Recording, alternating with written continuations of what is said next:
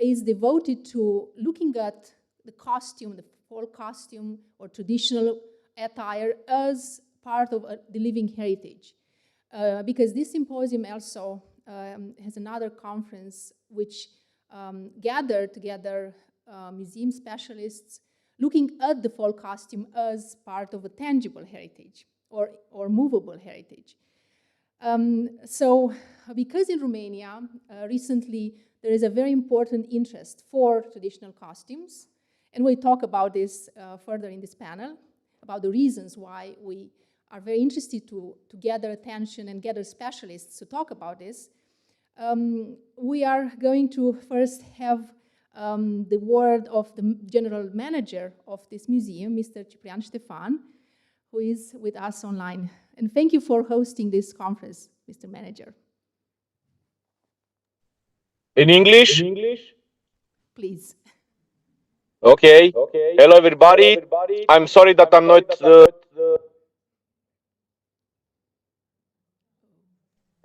in Hunedoara, but it's a pleasure and an honor for us as a museum to host and to organize this conference, because we are not anymore a typical museum which only collect or conserve or preserve the heritage. We must build something for our future and for the craftsmen too. That's the reason we decide to host this and organize this conference, because we want to spread the message in all the museums, in all the open-air museums or ethnographical museums, which are still dealing with the craftsmen, with the traditional costumes and clothes and so on, and how can we be able in the future to organize for the craftsmen a sustainable one. Because I don't want to speak in the next 20 years, when we'll have again 40 years of UNESCO, maybe in our museum, to talk only at the past about the craftsmen. We have to assure them the future. To assuring them the future, then we have to build some new strategies and also new opportunities for them to sell the costumes and to have a market where they can be present. For that, we will be able to certificate the craftsmen and also to assure a market for them. And the main market is the open-air museum and also all the cultural centers from Romania, which have a lot of dancers and a lot of folk singers and so on. There we should put the finger. And also, second one, which is, in my opinion, have the same importance as UNESCO, is the GI, geographical indications. We have to do something for traditional products to be in a GI. If I know correctly, in 11th of September, the European Parliament approved the new statement of the GI for the craftsmen and for creative industries. So I think all together we should be united and to build roads for the future of the intangible heritage, because otherwise will speak only from the books or by the books. Anyway, my colleague Mirela Crețu, which she was also in the team for the clothes for IA Waltiță, she's very professional, and I'm sure together with her we can find a very good opportunity in the future to organize things in the way that the traditional values, the traditional identities from this part of the world should be promoted and should be valorized in another level for the community. Because all the heritage that we have in the museum is not ours, is the legacy of Romanian people, is the legacy of European people, is the legacy of the world. So we should do something more with this legacy, and we know that we do a lot of good things, but we still have to work. Not just ASTRA Museum, all the institutions, all the authorities which understand that the identity values should be spread for the future, and we have to let this legacy for the people who come after us. It's not easy, it's difficult, but if we are united, then we'll have a future. I'm so happy that we could organize this conference, and I want to say a big thank you to Mirela Crețu and also to the other colleagues which were involved, and also a big thank you to the County Council, because this is an example how in Romania authorities understand the values of the heritage and how can they help the institution and support the cultural institutions to go further. Without them, we couldn't be here, we couldn't organize most of the things.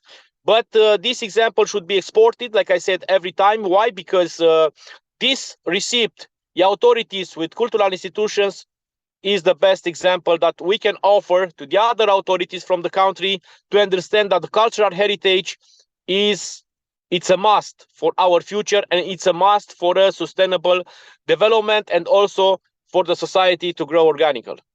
Thank you so much. I hope that you will have pleasant days over there, and looking forward to hear and to find out what will happen in the future with UNESCO, with Romania, and how can we can offer in the future the well-being that the cultural institution must offer to the public. Enjoy your time there and success. Thank you very much, Mr. Stefan. Thank you for your support, for organizing this conference, and for your strong words about how we should all cooperate, collaborate in order to bring the intangible cultural heritage to the future. It is part of, indeed, of our mission, and many of the speakers today will come from countries which did inscribe elements of the traditional costumes on the UNESCO list. Actually, a few days, less than a week, less than a month ahead, we in the UNESCO world will celebrate a very important event. On the 17th of October 2003, UNESCO proposed to the world the Convention for Safeguarding of the Intangible Cultural Heritage, which means that we are now 20 years after, and it is a very important year for UNESCO in the intangible cultural heritage world to celebrate what UNESCO has done for this particular side of the heritage world. And it is a very complicated issue, because as opposed to the tangible cultural heritage, intangible is even more complicated to rescue, to safeguard, to bring to the future, as Mr. Stefan was pointing out. And we are very fortunate that this conference, because of this celebration that we also want to commit to in Romania, this conference is organized under the patronage of the Romanian UNESCO Commission. And we thank you very much, Mrs. Madeleine Șerban, who is the Secretary General of the UNESCO Romanian Commission, for being with us today and supporting all our work in the field of intangible cultural heritage. Hello, Mrs. Șerban. Hello for everyone. On behalf of the National Commission of Romania for UNESCO, here I am together with my colleague Codrin Tăut, that is culture in our team. And I would like first of all to start by thanking the ASTRA Museum, of course, to the director, because he's not only a director, he's a doer, to Mr. Ștefan Ciprian, and of course to Mrs. Mirela Crețu for giving us the honor to be part of this event in the way we can. And since it has been mentioned as well that here we are as well for remembering the 20 years of the convention, I have to immediately thank Mrs. Ioana Repciuc-Baskerville, because in Romania she is the Convention 2003, and she is not because she is a focal point, is because she has the capability to inform and to form opinions and provide information to those that are interested. Why we have been so much interested to join your efforts? Of course, that you are representing the majority of you, the world of the specialists.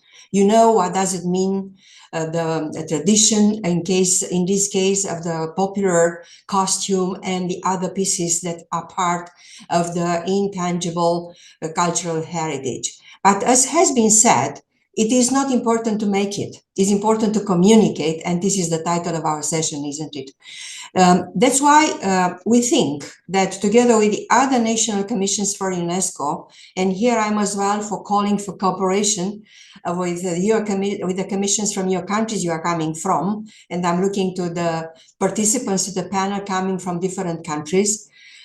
We are here, I said, to communicate what does it mean cultural diversity and identity.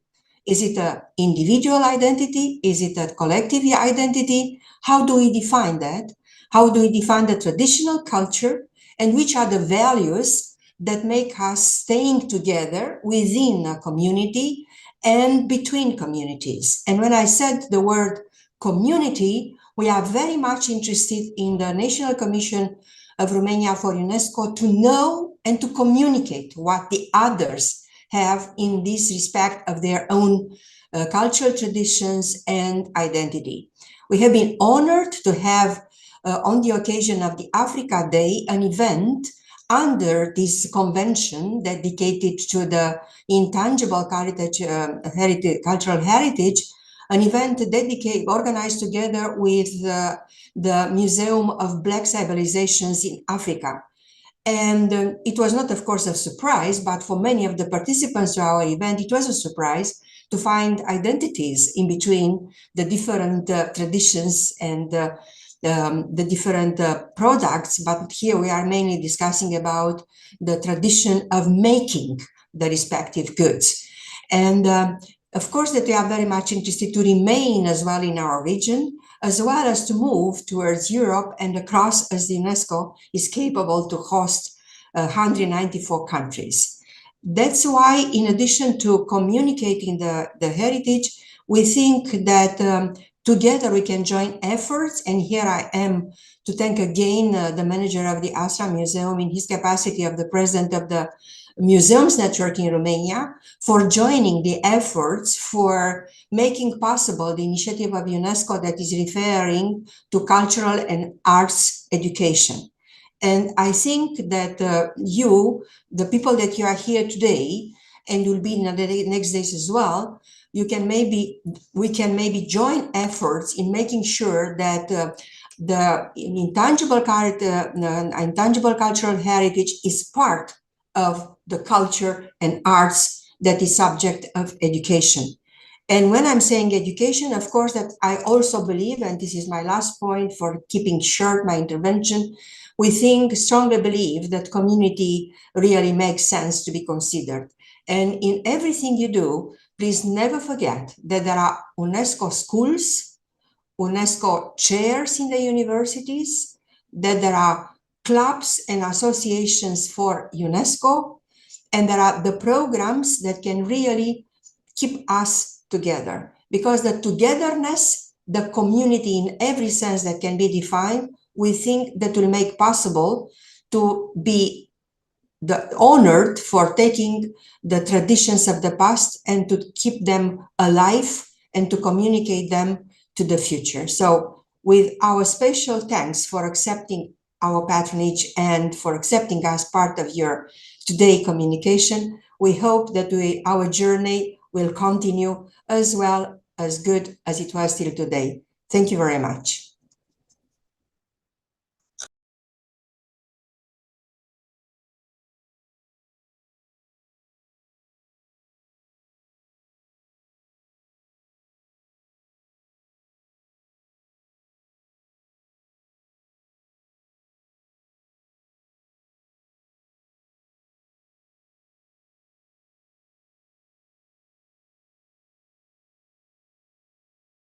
Is going to make some light over the choice of making this special section of our symposium. And that's why I'm starting the presentations today, even though that's not very usual for a host. But I really want to bring to, especially to our foreign speakers or people that are watching us on Facebook, and they don't know a lot about the cultural movement of the traditional Romanian blouse. I want to explain, and maybe I want to explain also to the Romanian audience, which knows, of course, a lot about the importance that this specific part of the folk attire Romania was given in the last maybe few years. Of course, it is connected with the recent UNESCO file that Romania issued, and obviously it was successfully achieved last year in December. First of all, a very short, very short history of the UNESCO file, which is called The Art of the Traditional Female Blouse with Altiță on the shoulder. It's a specific embroidery that this shirt has, this blouse has. And And it is connected with efforts that were made, obviously, by experts, because UNESCO file involves the efforts of experts, UNESCO experts, intangible cultural heritage experts, ethnographers, museum specialists, like for any other UNESCO file prepared for the representative list of UNESCO. And the efforts of experts started in 2017 within the National Commission for the Safeguarding of the Intangible Cultural Heritage. And at that time, we didn't even have a specific name of this plus, because as in many countries, the name of an ethnic object could be diverse depending on the village, depending on the region. And at that time, we're talking more about the Carpathian traditional female blouse, which makes a lot of sense given the Romanian geography. It was a shirt a blouse that was worn by women, made and worn by women around the Carpathian Arch, this part of the Romanian geography. But the actual start of this process of creating the necessary documents for the UNESCO file was actually more likely started in 2020. And I'm glad that there are among us experts that collaborated and put together their efforts for this important file. The work was successful, and Romania and the Republic of Moldova, maybe I forgot to say that it was a multinational file of Romania and the Republic of Moldova, was inscribed in 2022, December, in the Intergovernmental Committee in Rabat. For the foreigners that don't know actually what it means, the blouse with altiță, I should just mention that it is the embroidery, a specific type of embroidery that is on the upper part of the shoulder, which had at the very beginning a technical meaning, but more likely today it's more like just an embroidery, and it's part of the image, very important image that is communicated about the specificity of this blouse. Also, I have to say that this blouse is more likely a holiday blouse worn for celebrations, for weddings, and less in daily life. Well, the main point of my communication today is to understand why the blouse with altiță was inscribed, why the efforts of experts of the Ministry of Culture of Romania to inscribe this specific folk item. Of course, like for many other countries, there are more reasons, cultural reasons, diplomatic reasons to choose a specific intangible cultural heritage element to be part of the representative list of UNESCO. But in this very specific case, there are lots of reasons, I believe. A plethora of reasons that are also external and internal. When I say external, I'm referring to the efforts of Romanians, but coming from abroad and not necessarily from inside the country. I think the external reasons, the main one was a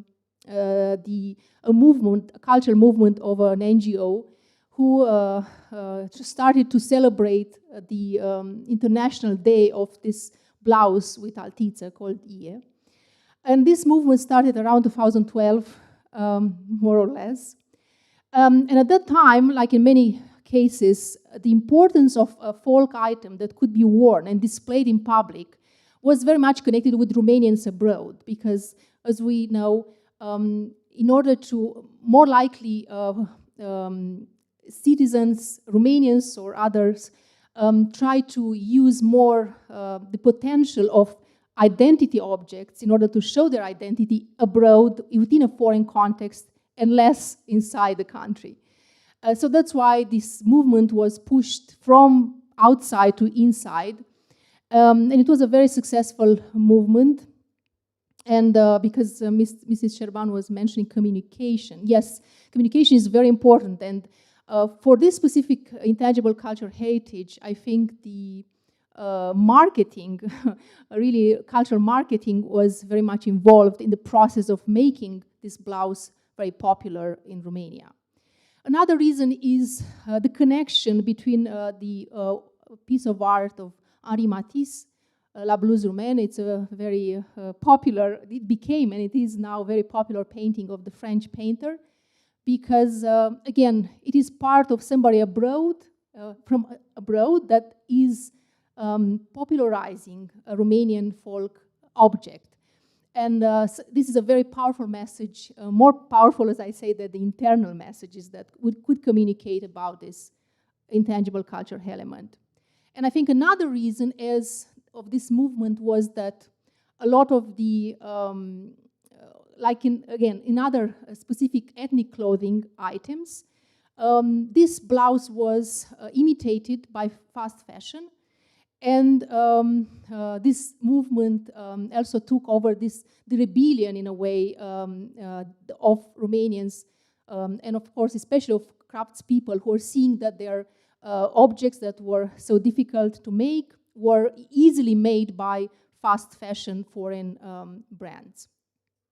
Well, of course, as I said, the internal reasons are connected with the external ones, because very much in the few years after 2012, and even closer now that this file, UNESCO file, was started to be realized, the celebration of this blouse every year on the 24th of June was a must-have for every community, every village, and every town in Romania. I also think, as opposed to other intangible cultural heritage elements that Romania already inscribed on the UNESCO list or may inscribe to the list, I think this blouse had the necessary features to be such a powerful, to become such a powerful message to the Romanian self-identity. I think this is also connected with the material side of it, because even though on the UNESCO representative list we don't inscribe objects, and this is a very important part of the convention of 2003, but it is very important how the object could be seen and admired and connected with. The connection is much stronger when we see an identity object than when we see it displayed, like, for example, in the performance of a dance or in the celebration of a ritual. So I think the materiality, the material power of this object was one of the reasons of its power, actually, of its social power. Also, of course, connected with the material side, it's the beauty of it. Of course, it's a female blouse, and it's connected with the showcasing the beauty of young peasant women and its origins. Of course, I'm talking about the original use and features of this blouse in peasant communities across Romania centuries ago. And of course, we can easily connect with beauty. Beauty is a very powerful message in culture marketing and communication. And also, I think all these elements created a very straightforward and powerful fairy tale, as I called it. And this fairy tale was well and easily communicated in the public opinion, in the public arena in Romania, and in a way pushed the experts and the Ministry of Culture to create this UNESCO file. And this is not a bad thing, because again, if we go back to the technical issues of the 2003 convention, we understand that it's very important for any and include participation of as much people in that country as possible. So in a way, this important cultural public movement that supported this file was according to the 2003 convention. This powerful movement also involved museums, which discovered and started to communicate more about their old items that sometimes were not in a very good material shape. And of course, talking with craftspeople that were interviewed and their work was documented by experts was a very important part of the efforts. within this file. And of course, we come back to the word that was used by Mrs. Sherban, which is community. And this is the powerful message, this is the powerful keyword of the 2003 convention. And it was very difficult for us within the group of experts who contributed to this UNESCO file to define community. Because the concept of community is not and doesn't have to be very clearly delineated within the UNESCO Convention. So because the UNESCO Convention wants every specific situation, every specific group of supporters of a file to define their own understanding of the word community. And I think if I would like to point out my perspective on how community, the reality of community who supported this file should be achieved, I would say that in the center of all this movement should be the community of practitioners, which are obviously the craftspeople who are creating the blouse, and they create the blouse using the information received naturally, organically within their families. And of course, there are many other communities that are very important, and they are close or farther away from the community of practitioners who supported this file. And their role is very important and is well mentioned in the file. That's why I called all the other communities the support groups for this file. And the need of community has to come especially from the specificity of the UNESCO 2003 Convention. The online community or group of supporters and women who were sewing this blouse across Romania and abroad was a very important support and a very important part of the movement that was involved by this file. Also during the pandemics, the same, the educational context, and I'm very happy that in the ASTRA museum there are a lot of educational activities which try to transmit this craft to the younger generation. It's not an easy craft to decipher for younger people, so the efforts are not easy in this case. And of course, we are today, a few months after the successful inscription, and we understand, we can see the benefits of the UNESCO file because this element is inscribed by UNESCO in the representative list. Because I believe that the cultural movement, the supporting movement around this item was also determined by the excitement of the UNESCO file. In a way, we should be, as experts, grateful to the movement that in a way guided or encouraged our efforts as experts. But also we have to think again under the technicalities of the UNESCO 2003 Convention about the future. Again, we go back to the word said by Mr. Stefan. The future is very important. The entire philosophy of the UNESCO 2003 Convention or of any UNESCO file inscribed on the representative list is to think about the future. It's mandatory to understand that the target that we had to inscribe this item is just the beginning of a very long work of keeping alive this movement. And this is obviously the challenge that we have as experts and as community in the future. Also, we have to concentrate a lot on the making of this object and not on the object itself. And this is another part of keeping connected with the importance or the meanings of the 2003 Convention. So that's why I entitled this slide, The Beauty and the Beast, because we have the beauty, we can admire it because of the efforts of many communities, but what are we doing with the beast of the future? How do we keep this movement alive? And as of course, like the popularity that comes with this success, we have to understand that there are lots of unwanted consequences of this fame, of this object which became even more famed than it was before. So that's why we should stay together even after this success and understand that, especially because of this element includes a lot of difficult contribution of people making this. It's a very difficult work in itself, a very difficult craft that is implied by making this blouse. So makes this, obviously, this work even more difficult. And of course, I'm very happy because the next speakers are going to talk about folk attire and folk clothing, and they also understand this challenge because of the difference that we have in between the old times when sewing or making handmade textiles was a normal thing that every woman should have learned and known from their mothers and grandmothers. Well, today, making these objects by hand is an extraordinary task. So that's why for experts it's even more difficult to keep the movement alive, as I said. Thank you very much.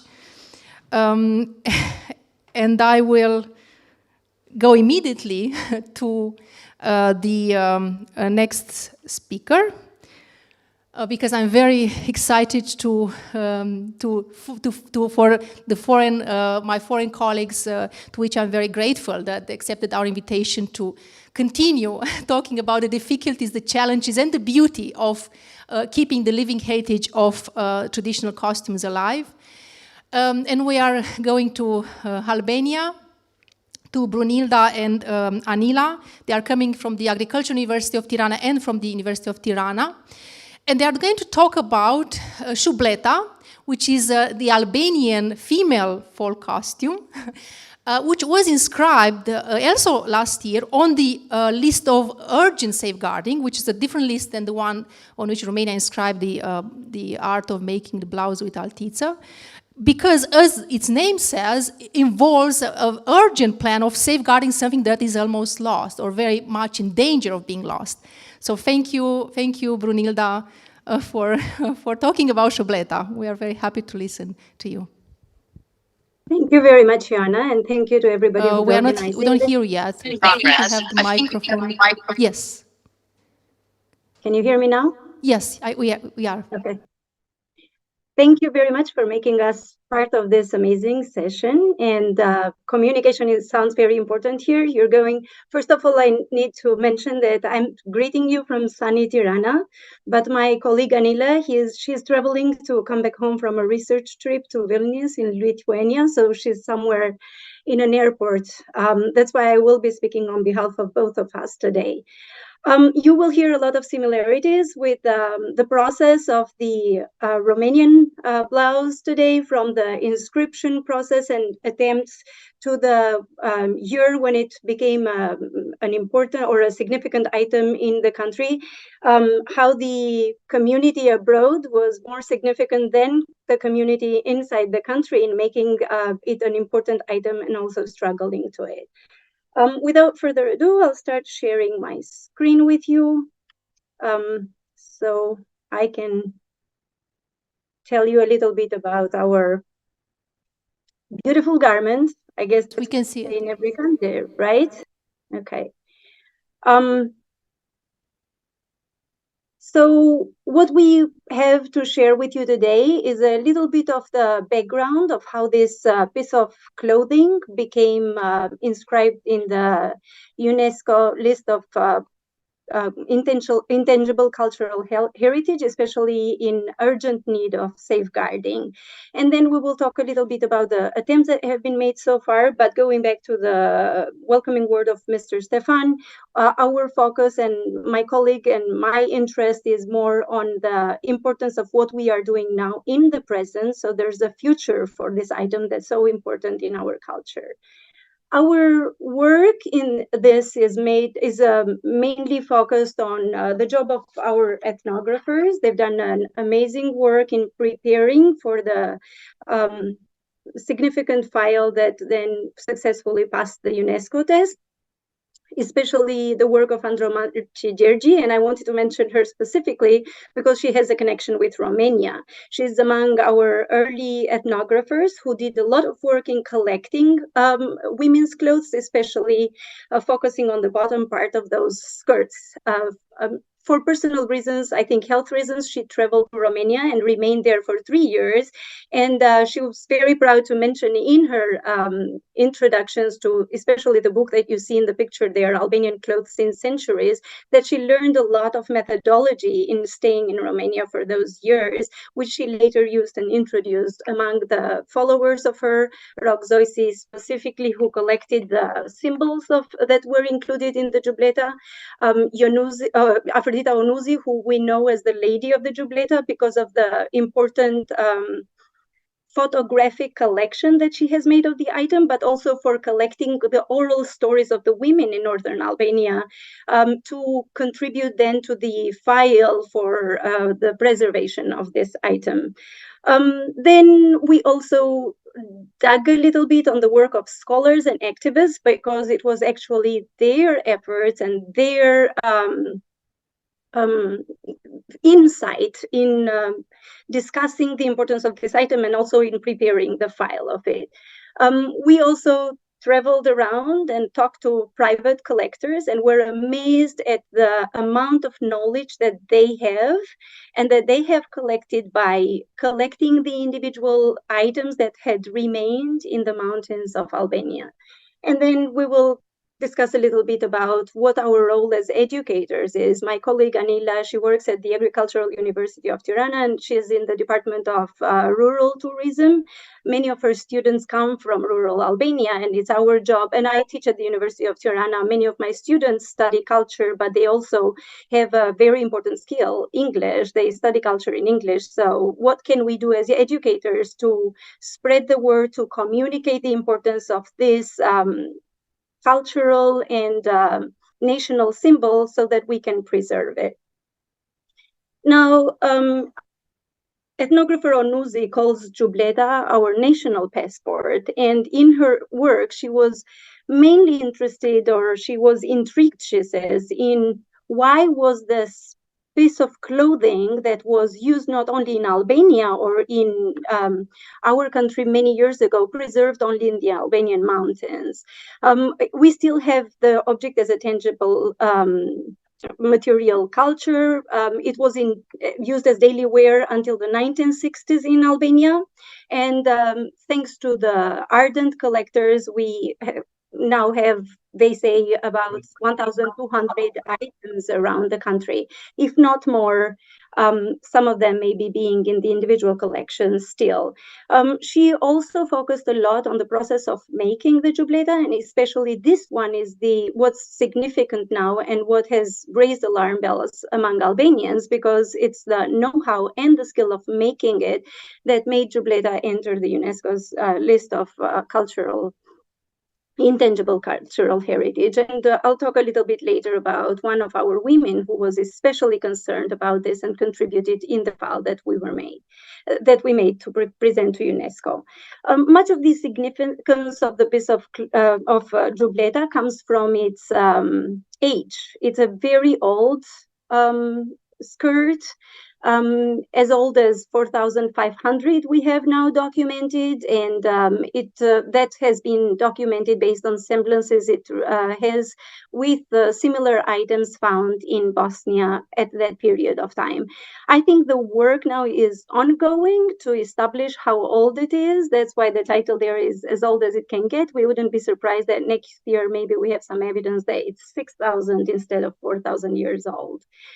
In addition to it being very old and having made its way to the 21st century in northern Albania's mountains, what makes Jubleta a very significant piece of clothing among the many traditional folk costumes that we have is the intricate process of making it and the rich combination of both embroidery and the symbols and adornments that are added to it.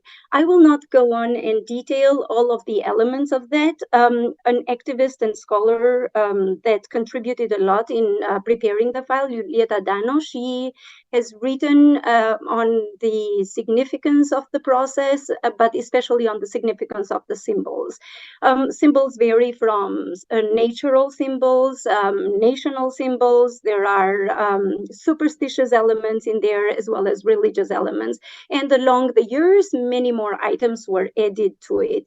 The significant part of it is the lower part, or the bottom part, the skirt, which has a bell shape. And actually, I should have started with defining it as it appears on the UNESCO list. The jubleta is known as a handcrafted garment worn by highland women and girls in northern Albania that is characterized by its undulating bell form. And you can see it in the model there, in the skirt having the model of a bell. What's very important and among this panel, I think, to discuss is how the jubleta made it to be inscribed in UNESCO. Following the nomination from the country of Albania, jubleta skills, craftsmanship, and form of usage earned inscription in the list of intangible cultural heritage in need of urgent safeguarding in December 2022, together with the Romanian laws. The entry in the list briefly describes the garment, what it is made of, and how it is worn, as well as by whom it is worn. It argues more specifically the endangered status that it has, especially considering the fact, or raising awareness among the Albanians on what we can do now in order to preserve it for the future. And according to Onuzi, the inscription in UNESCO means that it only gets a seat in the waiting room. It's not made it in the main hall until we prove to the experts that we have the ability as well as the human resources to preserve this, to revive, not just preserve this craftsmanship of making the jubleta. It also argues the endangered status as a result of factors that come both from the socio-political and economic spheres. Globalization and climate change have impacted social and cultural aspects with our communities, especially in the rural north, changing the way they live, the way they work, and more so migrating. It was, I mentioned earlier how it was in use as an attire until the 1960s. Then there were factors contributing the change of the political system of Albania under communism. Then it was seen as a backwards dress.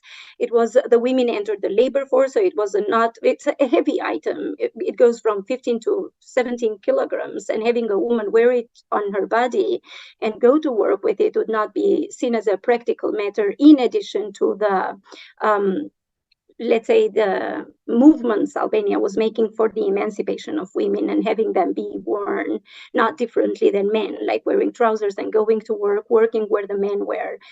These were among the factors that contributed to jubleta not being worn anymore. But then it was also the poverty during that system. There are many products that need to be used to make a jubleta, and the process itself takes from 6 to 9 months. So it is a complicated thing. Before that, before the 1960s, it was worn, and there were a series of jubletas that a woman would have in her lifetime. It was the girlhood jubleta, there was the bridehood jubleta, there was the womanhood jubleta, and the various colorful ones that a woman would wear in special occasions, and there was a jubleta with which a woman was buried with. Now, what sounds urgent in the preservation and in the description is the fact that there are very few women that currently have the knowledge and skills of the full process of making this intricate item. I'll go back a little bit, and there's, in the process of making here, there's the name of a woman, Filepola, who can see in the image as well. I hear my voice back. I think one of the participants has the microphone on. Is the sound okay in the room? Okay, it should be okay now. So Filia was, I'll go back now, discussing a little bit the aged practitioners element. Filia was 8 when she learned the process or the skill of making a jubleta from her mother and maternal aunts. And she was 10 when she started using the loom to work on preparing her first jubleta.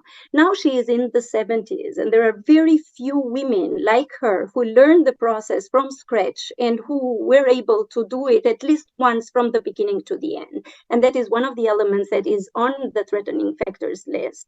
Not only are these few women aged now, the training process is arduous. It takes a lot of resources, it takes a lot of work in preparing new women or training new women and girls to make the item of clothing. Then the migrating elements or factors that have characterized Albanian society now, especially the rural part of it, contribute to the diminishing participation. There are very few people left in the areas where they would know how to make that. Not to mention the material shortage and the change of the environmental factors that have contributed to that. One very big concern in the country now with the promotion of the item is the use of modern materials. It would be entirely made by organic materials when it was made back until the beginning of the 20th century. So how do we now allow the present situation to affect the process of making it?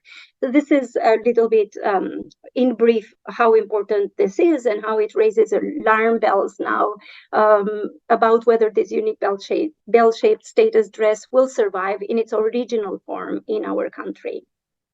What is being done about it? There are fortunately many attempts following the significant movement of the Albanians abroad, buying the item here or using the items they had from the collections and having their young girls dress them abroad and bragging about it as an identity and national symbol. The local community as well is doing a lot of work. I mentioned earlier the ethnographers communities has been very important and is very important in the status of the Jubleta, the activist community, and now we have local NGOs like the example of Jubleta e Maleve, the mountain Jubleta. That's a local organization in the northern area of Albania that is doing a lot of work in promoting Jubleta abroad among Albanian communities, hoping in their contribution, both financial contribution in preserving this, but also inside the country in trying to raise awareness, especially among the girls, to get their interest in learning the craftsmanship in order to preserve this item. At the national level, we have the fact that it was inscribed in UNESCO shows that we have enough support by the government of Albania and in contributing or in investing in its preservation. However, now is where the tough part of the process is. Like Joanna mentioned before, we are aware of the beauty now. Everybody knows how beautiful it is and how important it is. What do we do about it? When things get tough, who gets to play an important role and what do we do about it? I've brought here a video as an example of support from the international community. This is from early in the spring this year. We celebrated the European Week, and one of the activities included showcasing the Jubleta in a city in the north that we have as a cultural center of the north. The video is brief and it has Albanian in it, but I will tell you later what they are saying. So I'll play the video now.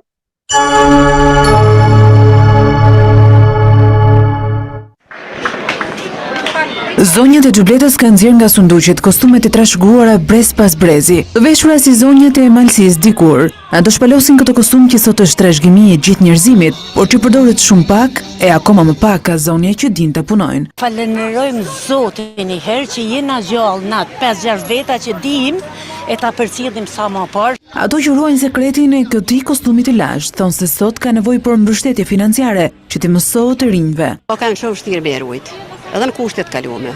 Kam kanë për orë, kanë për trina, sot i kanë kushtet më të mira na me rujt e me bë e me punua. Xhubleta është ekspozuar në qendër të Shkodrës për javën e Europës, ku i pranishëm ishte edhe zëvendës ambasadori i BE-s Alex Hupin, që tha se BE-ja në fokus të politikave do të ketë formimin profesional. Aftësitë janë të rëndësishme për krijimin e vendeve të punës. Për këtë arsye ne duam të qëndrojmë. I think that's enough for us to get an idea. So the ladies of the Jubleta are the women interviewed in there, and they're talking about how important it is to preserve the craftsmanship. And they call it a heritage not only of the Albanian state, but a heritage of humanity. And one of the key phrases that I like that one of the women is using there is how the women who bear the secret of making this garment are now getting old, and we need to use their skills and knowledge in order to train others. And you see the support of the European Union in there in being willing to contribute with helping with projects in order to prepare training sessions for these young women. One other aspect that we see, move to the, if only, okay. One thing that is happening now, and we are still in a discussion of how important this is how the Jubleta is being promoted. What you see in the pictures there is Swedish officer from the Swedish embassy and then British journalist wearing the Jubleta right after we received the great news that it was inscribed in the UNESCO list. While this promotion is good and positive because it raises awareness and it tells people of the beauty of the item, we also are a little bit skeptical of how much does it do, let's say, does it give credit or does it help in raising awareness of how we need to preserve it as it originally was? One important role here is the role of educators and talking about it. It was mentioned earlier how communicating about it is very important. So that's why we're very grateful that you gave us the opportunity to discuss the beauty and importance of this garment, and alongside its sister blouse, we are now among a bigger community in discussing and learning from each other what can be done about it. Yeah, that's what we brought for today. And thanks again for making us part of this session. Thank you very much, Brunilda and Anila, who is on the way. Thank you. Thank you for the story of Jubleta. We can now see that actually how close Romanian and Albanian languages are. I think we understood a few words from the video. And also, of course, how similar in a way the systems of safeguarding and supporting a folk item, folk clothing item can be. We have time for one question from the public, if there is any. Okay, I don't think there is, but actually, Brunilda, it's still very early. It's still early for the Romanian blouse. It's early for Jubleta, for us to understand exactly the impact that the UNESCO inscription had. Of course, in your case, the waiting list is more hot, I would say, because indeed the urgent safeguarding list involves a very clear and concrete plan of safeguarding. So obviously, I'm sure the Minister of Culture of Albania is already started to do this work. Did you see any change in the public media about this putting in practice this plan? We did have a lot of media exposure of it right after December. Unfortunately, I don't think we've seen any concrete measures in it.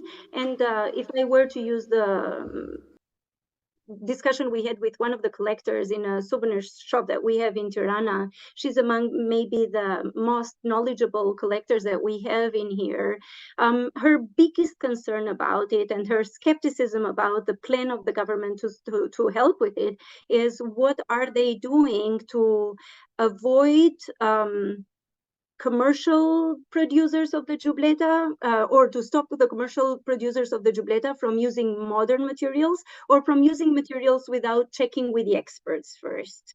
So this seems to be the most important aspect. Yeah.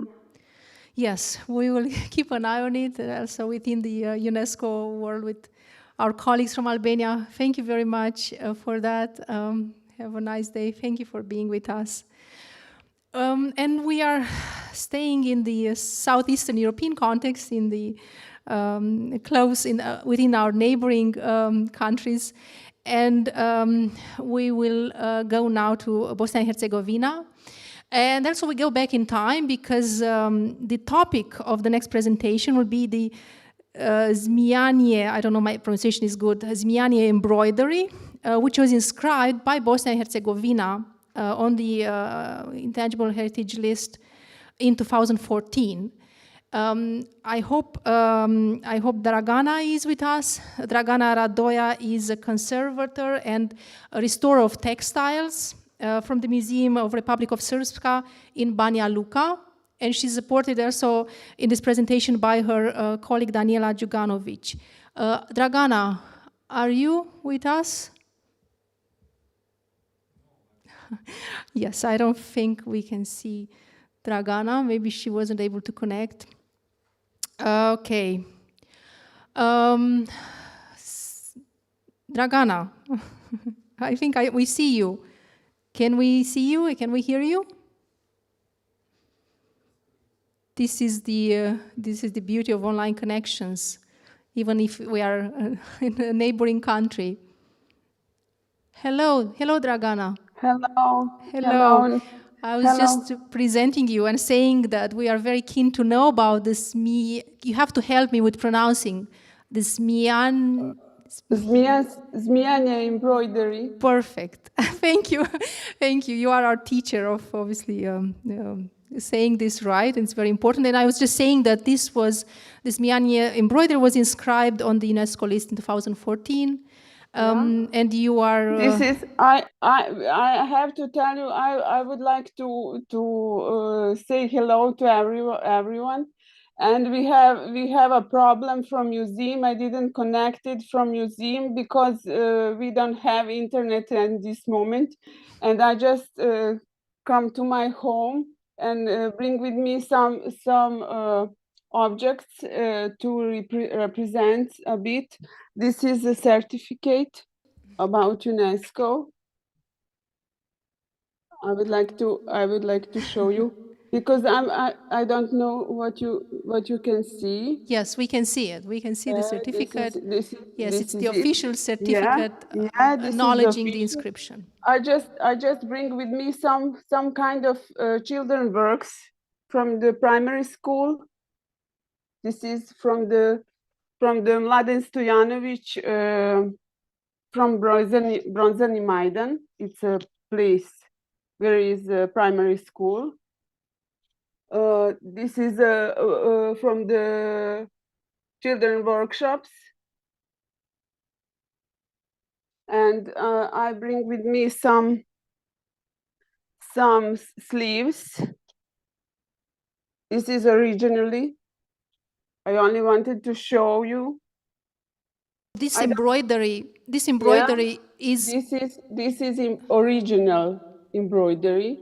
This is the sleeves from. This is original object we are presenting in our exhibition. And this is a part about chests, around chests. It is a part which is from the women and men shirts. This is a part. It's women and men. It's sewn on women and men's shirts. This is the one from the women's shirts. This one. And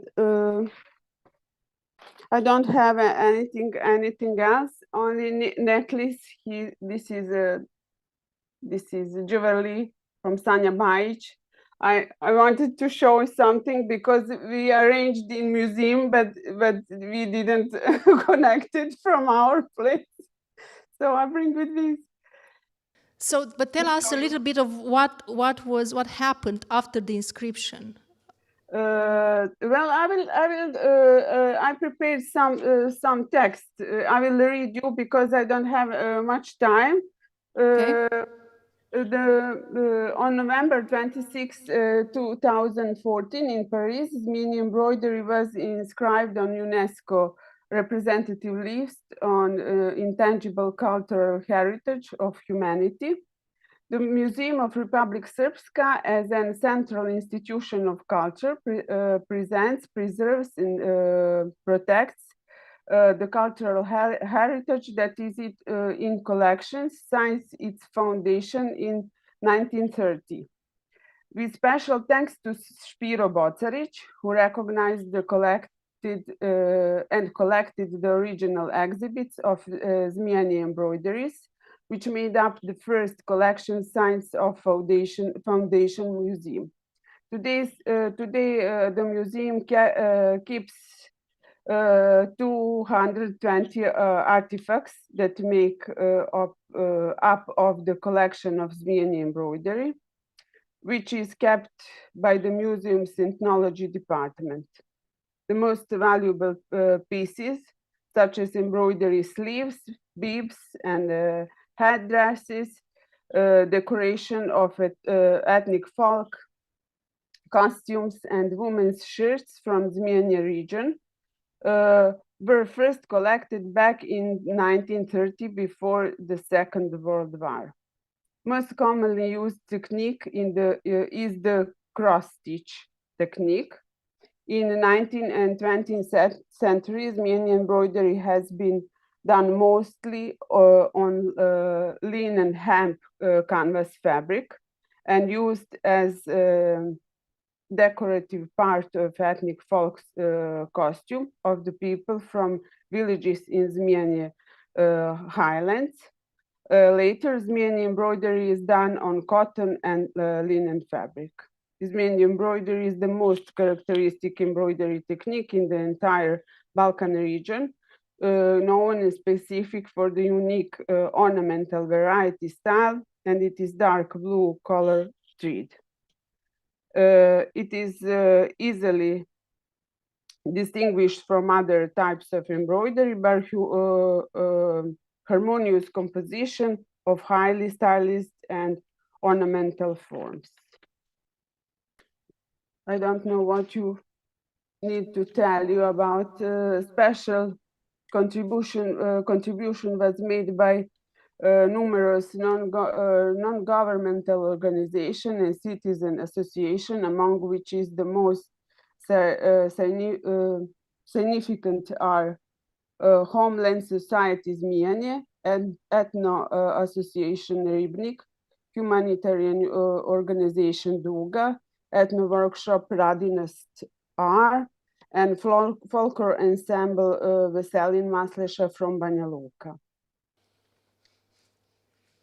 Zmiani embroidery have been presented in Moscow, Sofia, in Bulgaria, Bristol, Vienna, Austria, Thessaloniki, Greece, Belgrade, Novi Sad, Aranđelovac, Kikinda, Serbia, in Bosnia and Herzegovina, was in Tuzla, Zenica, Trebinje, Derventa. Also, we guest appearance in Montenegro, and have also been arranged in Montenegro. So we would like to invite all museums and organizations to cooperate with our museum. in order to promote this embroidery. Yeah. So we'd like to display it also in other countries to disseminate information about embroidery. Yeah. So now I understand that this is Zmiani is a village or a region in Bosnia and Herzegovina. It is a region. It is a region. And that's the only place where it is nearly Banja Luka, around 100 kilometers around Banja Luka. Yeah. And how is the community there in this specific region? Are they still making this embroidery today? Yeah, some organization, non-governmental, I just read about them. It is Duga, it is Ribnik, Homeland Society Zmiani. They also made, still made Zmiani embroidery. Some kind of clothes, also designers and jewelry also are not just on the clothing, on the clothes, it's also as jewelry. So this is a new part of the using embroidery, because traditionally it was used only on the clothing. Yeah, not only clothing. They want to use Zmiani embroidery in every kind of parts. Where they can include it in. yeah. Traditional art. I would like popular art. to make. We can see this it. Yes. Yeah. Okay, so it's like a national brand, which is recognizable probably everywhere. Yeah. And it's always black. It's always black on white. No, it is dark blue. It is dark blue, but the first version in 18th century was dark blue, and some kind of we have one old piece of where is in sleeves are in a black color, as you can see. This it's is why hard to see the blue one I wanted. No, if you see in the original version, it is black, but I couldn't show you at this moment because I'm at my home and I take some objects with me to present. I understand. So after 2014, after the inscription, there were more NGOs or more people interested to know about this. Because in our museum we also making workshops with children and in schools also, and everywhere where is possible to present our exhibition, we also made with exhibition and some workshops. And isn't that difficult for children to learn the craft? No, I don't think so. People will, if we arrange some kind of cooperation with some other institution, maybe in your country, who knows. We have a movie also, and in that movie are presenting children, all of these organizations who works with Zmiani embroidery. Children on Duga Ethno Organization, Humanitarian Organization, Ethno Association Ribnik, Veselin Maslesha Folklore Ensemble. I think they are also represents Zmiani embroidery in that movie about Zmiani embroidery. But I don't have at this moment. What about Bosnians abroad? Are they presenting, talking, wearing objects like that? Because as we discussed earlier, it's also important for citizens abroad, obviously migrating in other countries, who are also popularizing these items which are included on the Here is also very popular. Here is also very popular. A lot of young people wear jewelry, dresses, shirts also. What about foreigners? Are foreigners wearing? Everyone about every tourist which comes to our museum buys something. Okay, what is the symbols that are made on the embroidery? Do they mean something? I noticed it's a lot of geometrical symbols. They are geometrical symbols, also floral. There's some part of also floral. It's different kind of compositions. Very different kind of compositions, but I don't know really because about that a lot of things, because I'm conservator. I'm not curator about these things. I can speak about protection, because all of every piece of our exhibit has pads, you can see, you can see, because they need to the same shade. Yeah. Also, we using non-acid boxes and non-acid paper to cover all of them, and we keep it all of that objects in the right way. I can talk about conservation. Quite enough, Dragana. Thank you very much. I think we have a clear understanding of the UNESCO file and what it involved. And it is very interesting because before we talked about an actual object that was inscribed, the Romanian blouse entirely, or the entire costume of Albanian female clothing. But in your case, in your country, you've chosen to inscribe the embroidery, which could be found in various type of clothing, traditional clothing. So it's interesting and a different approach on how you describe this as living heritage. So thank you very much. Keep up the good work, especially involving children. Thank you. Thank you. Thank you very much to you and to Daniela for being with us today and talking about this. Thank you very much. Okay, thank you. Goodbye. Thank you. Vania Luca. Thank you. Bye. Our next speaker, I'm happy that she's seems to be with us on Zoom, is Ms. Camilla Rossing, which is the director of the Norwegian Institute of Bunad and Folk Culture. And for you, those of you who don't know, Bunad is the Norwegian folk costume. And it's very interesting because the Norwegian folk costume is going to be inscribed, probably successfully, in 2024.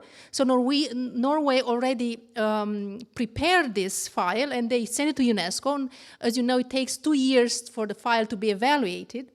So we are going to the future now, and Camilla, who is the greatest speaker for this topic, obviously because she's the leader of the institute in Norway, which deals with and talks and disseminates information about the folk costume. But she's going to talk today about have to be very attentive to the plural that Camilla chose to use in her title, which is the costume. So it's a plural, and I'm very keen to find out the importance of using the plural, traditional costume. So not one costume, not the Norwegian, the national costume, but more costumes, traditional costumes in Norway. We're very honored to have you, Camilla, and to hear you. Thank you. Should I share my PowerPoint presentation? Yes, you can. Let's see if I can find it.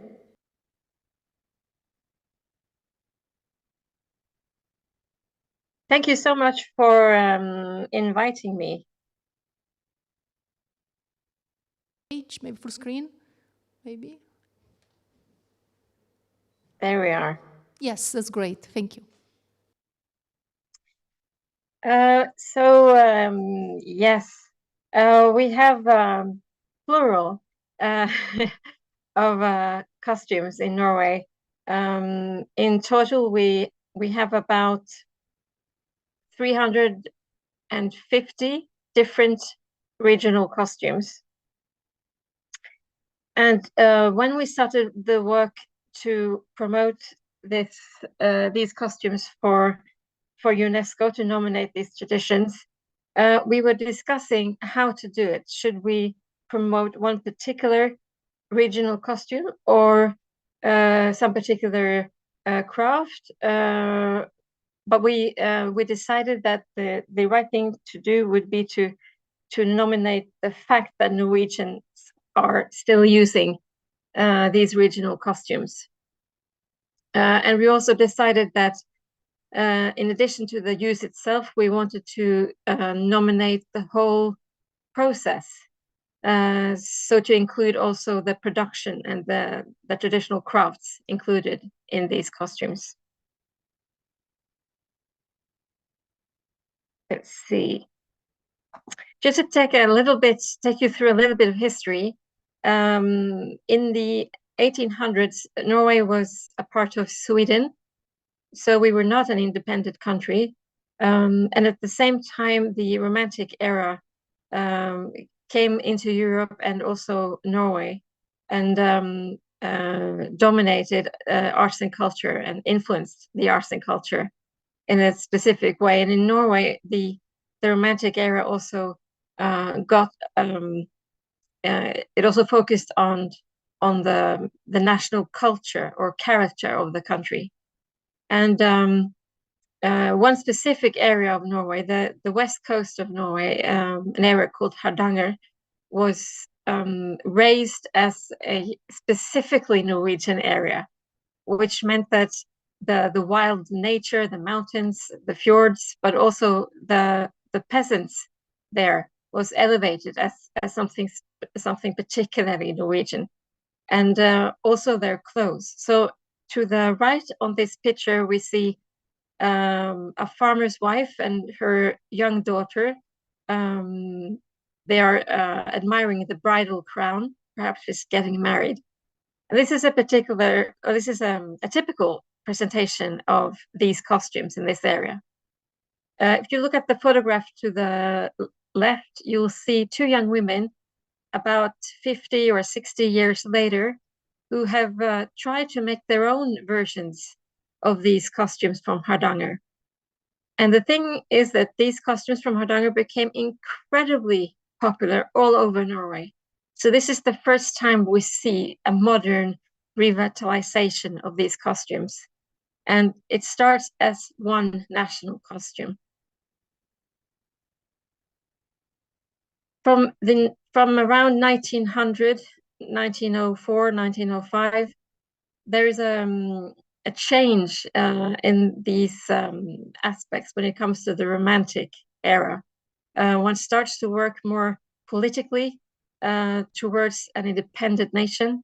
And in that context, the bunad, or the regional costumes, became a symbol for that fight for independence from Sweden. And the lady in the middle of this picture is called Hulda Garborg, and she and the other people in this folk dancing and folk music group, they started to train teenagers and young people to dance and play folk music as a way of symbolizing this new national identity. And they found it very important to try to build a new national identity that was not influenced by either Danish or Swedish culture.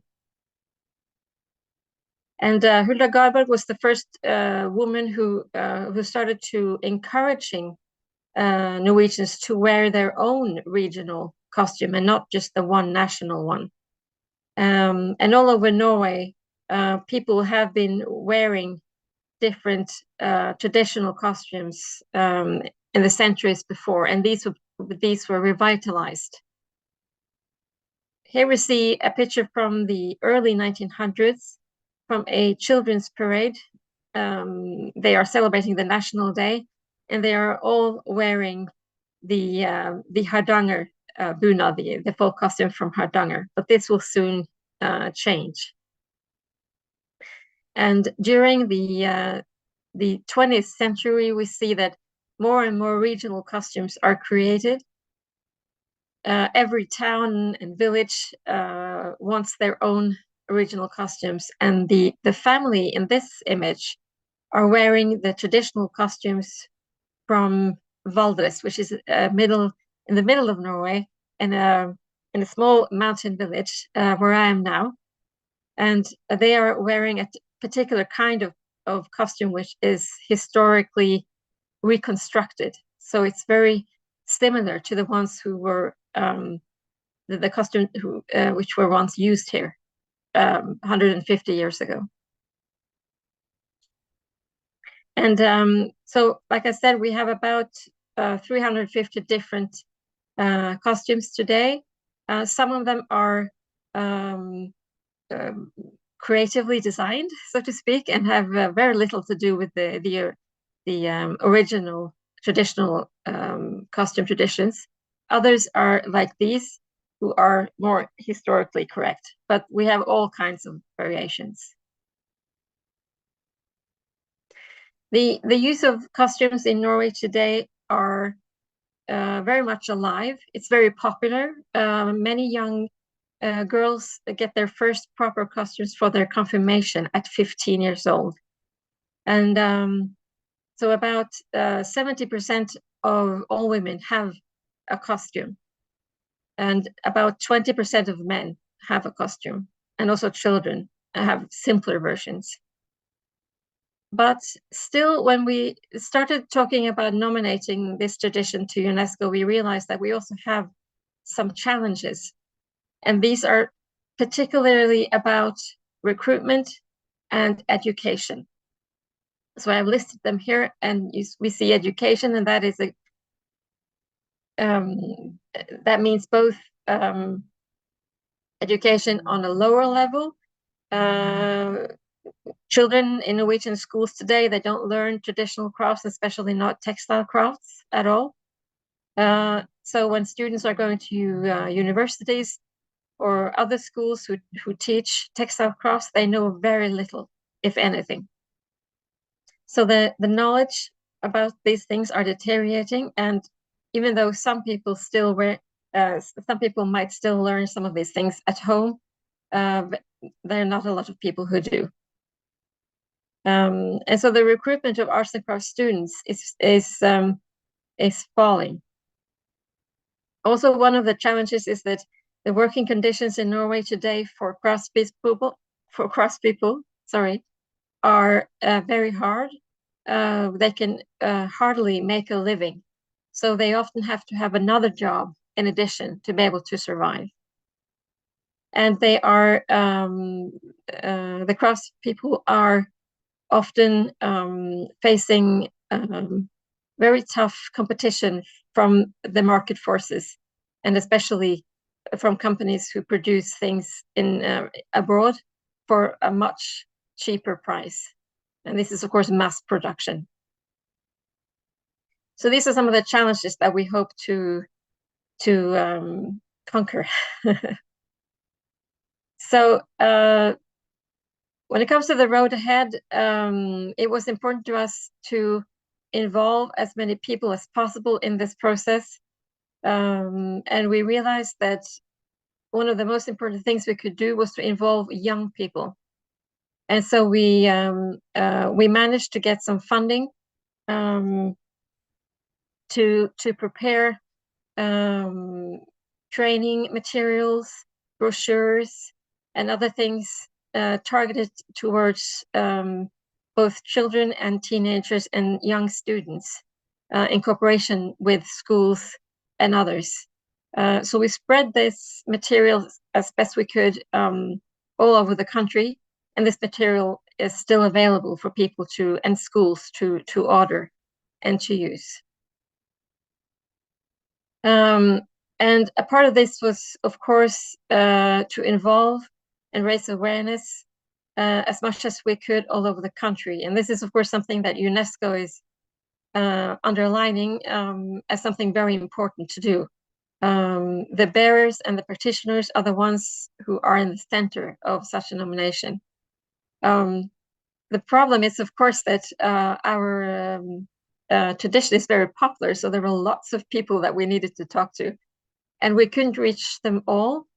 But we started with arranging 20 regional meetings all over the country. And we did this in close cooperation with local NGOs, non-government organizations, who organized the meetings and invited people. And so we traveled around all over the country, a small working group. And we had produced some material, which you can see at the on the right side of this picture, which included a questionnaire. So in these meetings, and some of them were very small, as you can see in this other picture, we divided the participants into groups, and they would work with the questionnaire and discuss them. And what some of the things that we wanted to know was, what does this costume mean to you? Why is it important to safeguard it? And how should we safeguard it? And these answers were very important to us. And we collected them after the meeting. And one of the things that we also discussed in these meetings were, should we nominate these costumes to UNESCO? Is that a good idea? And we had some questions about that, but most people were very positive. This is the brochure that you see on the left that we produced, targeting the young especially. It is a brochure that asks, what is bunad? And it includes recipes for both knitting and weaving, and making some small things.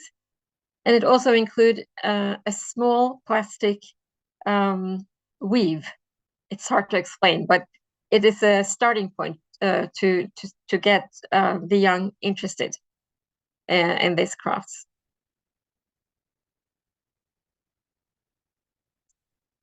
So during we started this work in 2017, and during the first 2 years we worked especially towards reaching out and awareness raising. And then in 2021 we had the 20 regional meetings, and so 2022 was spent preparing the nomination file. We are a group of 5 different institutions and organizations who have joined in this. And in addition to the institute where I am the director, there are 4 member organizations who work with both folk music and folk dance and with traditional crafts. And so we covered a lot of people within that group, which we have been very happy for later, since it has been a lot of work. In 2022, we started gathering all the materials who was going to join the nomination. We had written a first draft of the nomination. We had collected photographs and also made a film, which we have to send with the nomination. And we had collected, I think, about 170 letters of support. And we had, we also, in the fall of 2021, in 2022, we invited 20 representatives from schools and universities to develop proposals for better educational options as in very important safeguarding measures. We also invited an expert panel to improve the nomination text. So during 2022, we got a lot of information and a lot of help from people around us to complete the nomination. And it was very hectic. This is a picture of myself and Solveig Grinder from the Norwegian Crafts Association, and she and I together wrote the nomination text. And this is an image of us in Paris, one of the I think it was the General Assembly in 2022. Of course, we have to remember that the global pandemic came in the middle of this, and so we were late for a year because of that.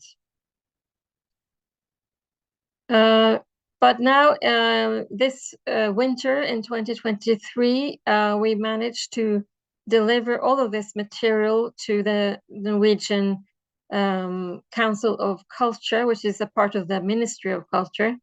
And they were very positive to our nomination file, and they had some questions, but we managed to answer them. And then straight away, they sent it over to the Ministry of Culture, and they sent it to UNESCO this spring. And we were very happy with that. That concludes my presentation, but perhaps you have some questions. Thank you very much, Camilla. Yes, it's a very interesting and inspiring road on which you took us. And we, of course, we can relate very much because we have obviously walked on this road with the Romanian inscription in Rabat, where you were showing us the pictures from where you were last year at the Intergovernmental Committee. We can also, I'm sure here, especially the Romanians in the audience can relate to the challenges that you mentioned. So if there are any questions from the public, some questions or curiosities, things that you could want to find out more from the Norwegian context. Yes, there is a shy audience here. Or maybe, Camila, you just said everything that we wanted to hear. Yeah, it is very impressive. It's the numbers, the way, how did you get to this number? How was it difficult to count the 250 regional costumes, or you just took it by region or by villages? How is this done? Because I was thinking, how would we do that in Romania? And I don't know exactly how we keep the counts, the counting. Well, this is a number that is alive, and it depends very much how you count. So some say 250, others say 350. So it's a bit difficult to count, but now we are very fortunate in Norway because a few years ago there was a project to write a bunad encyclopedia. It's 3 books, which covers every single one, and with the text and some pictures. And this is now also available online. But that was a huge undertaking, but a very important work, and especially for us who work with this, to have that complete overlook. Yeah, it's very valuable. And also one of the difficulties are, of course, to define what is a traditional costume and what is not. We also have some costumes that we call fantasy costumes, which are very interesting word. Yes. Yes, which is a creative design, but which has nothing to do with a traditional dress or traditional costume. So. But these are discussions that are ongoing always. For sure. But it's interesting because you all gave enough of freedom to people to choose if they want to create a fantasy costume or they just want to keep close to the historical one that they preserve within the communities, within these villages. So it's amazing that you allow this variety of approaches to the costumes within Norway. Well, yes, that's the way it has developed. But there were, of course, attempts to limit this development. And the institute where I'm a director, which was originally founded in 1947, there was a period in the 1950s where the institute actually had the authority to approve or not approve new costumes. And that only lasted a short while, but this discussion of what is allowed and what is not allowed is constantly going on in Norway. And when it comes to these costumes, there is a certain level of, how should I say, social control. And so when you are wearing your costume, especially on the National Day, you might experience that people come up to you and ask, what sort of costume is this? Why does it look like this? I've never seen that shirt before or that apron. And so people can be a little bit critical, or, if you don't wear the headdress correctly, or some old grandmother will tell you how to put it on right. So yes, I can relate to that. It will be the same, obviously, in Romania. The censorship of the grandmothers, it's quite important. Exactly, yes. Yes, that's great. But it is, for me, just looking at your work in Norway within the UNESCO world, I think it's important that I came to know the word bunad. Of course, I don't pronounce it well, but I think you had done a great work of popularizing the bunad and, the importance of knowing that there is a Norwegian costumes, there are Norwegian costumes. So what is the word? Does the word mean, because if you talk about more costumes, what does the bunad mean? Because I've always thought that bunad is the national Norwegian costume. Yes, the bunad is the Norwegian word, and I'll just try to translate it for you.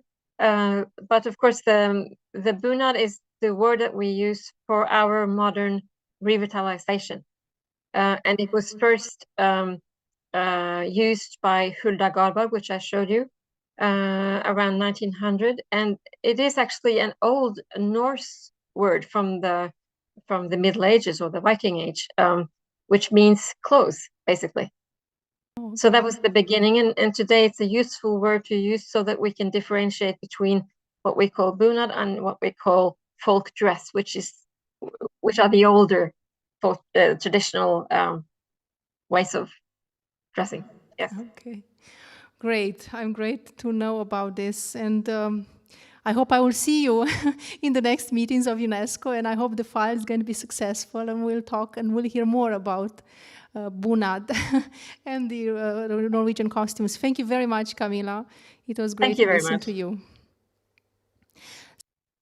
The topic of regional costumes was already introduced so well by Camilla, and the importance of understanding the diversity of traditional attire. We are going to listen next to Simone. Is Simone with us?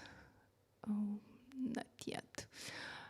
Yes, oh yes, sorry. Okay, Simone. Simone Egger is junior professor at Saarland University in Germany, and she's going to talk about a very interesting topic. I'm so happy that she accepted our invitation, because I think everybody here, even in Romania and other countries in Europe, we know, we kind of understand the cultural stereotype of the Bavarian folk costume.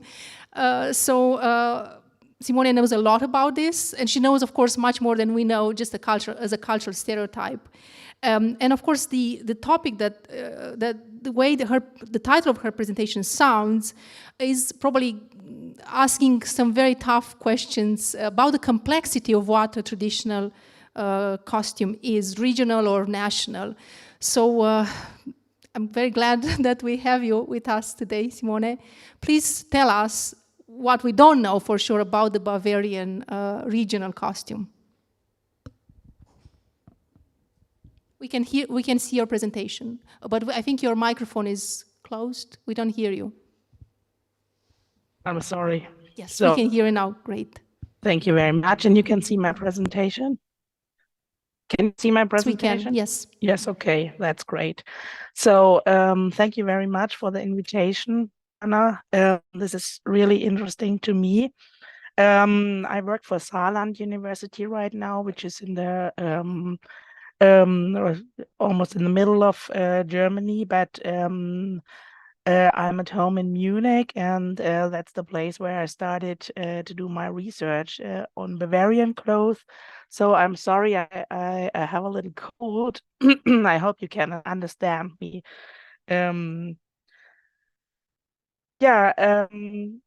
I'll try to give you a survey of the recent field of Bavarian dressing today, and I'll continue with the history of costumes and their meanings. And as a last aspect, I'll try to explain the results of my cultural analysis and reflect on the role of experts in this context. As you said, extraordinary occasions demand extraordinary attire. And this is also nonetheless true to the Munich Oktoberfest, the so-called most famous folk festival in the world. And I think this is something all of you know.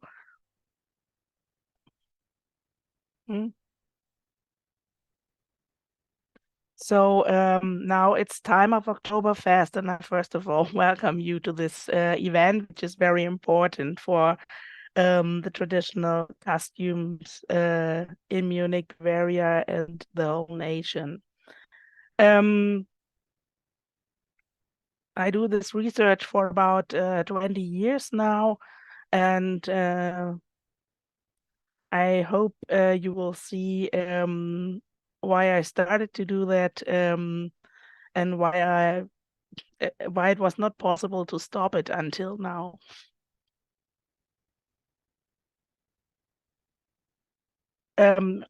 Images and realities. At the beginning, I would come back to the characteristic images. Joanna told us in the beginning, typical images of Bavaria, just as beer and beer gardens, typical Bavarian food, or FC Bayern München, the famous soccer club, and so on. And of course, typical Bavarian clothing, regional customs, dresses, and trousers. Unfortunately, we don't have enough time to discuss every of these topics and its respective history to get a more differentiated picture on Bavaria. But my focus lies on the regional customs, which became typical icons in the 19th century, and first of all, on their most recent development. While most of the current images of Bavaria have been well known for about 100 to 150 years or even longer and never changed dramatically, material fashion trends, of course, usually have a much shorter period of validity. However, there was a peculiar development going on in Munich and as well in entire Bavaria around the year of 2000 that challenged me to study people's clothing.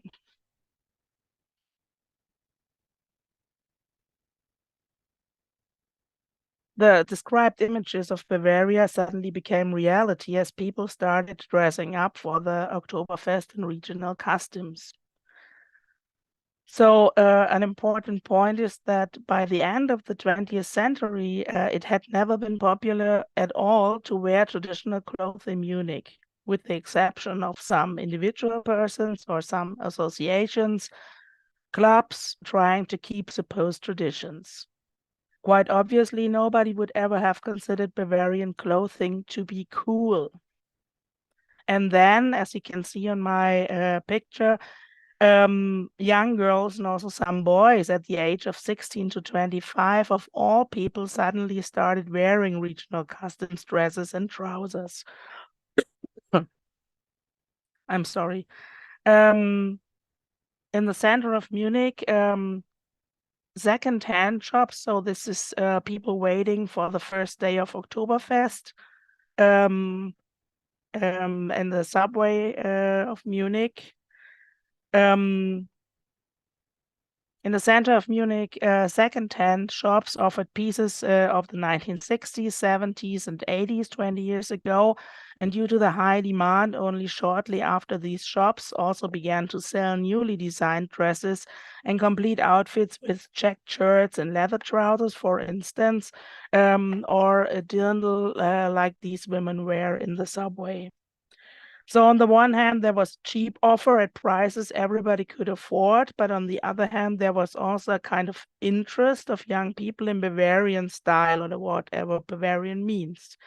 It was even fun to buy a retro dirndl dress, wearing it with sneakers and denim jackets, following, and this is the social thing is also important, the example of friends. After these beginnings, a new development became apparent. Consequently, more and more people of all ages wore regional customs. In 2004, 5, and 6, the youth thing for the first time became a fashion hype. And nowadays, most people living in Munich or Bavaria usually have at least one piece of regional custom. During the last 20 years, something like a rule has developed from an initial fashion trend. Dirndl and lederhosen became a more and more popular outfit for the Oktoberfest, and this is the important thing in the diverse society of a city like Munich or a region like Bavaria. Anyway, why are dirndl, lederhosen, and other pieces supposed to be traditional outfits as strongly demanded right now at the onset of the 21st century? But now, first of all, I want to go back in history.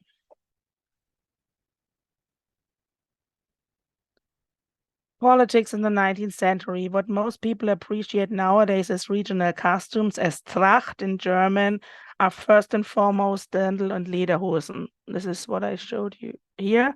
So these guys are wearing Lederhosen, and the girl in the middle is wearing a Dirndl. And as you can see here, these are historical costumes from southern Bavaria, from the region around Bad Tölz. From a scientific point of view, I distinguish historical regional costume and modern Bavarian clothes. Historical regional costumes are composed of several different articles like corsages, spances, aprons, and skirts for women, and typical boots, jackets, trousers, and waistcoats for men. The height of historic costumes can be ascertained for the years around 1800, when in the Age of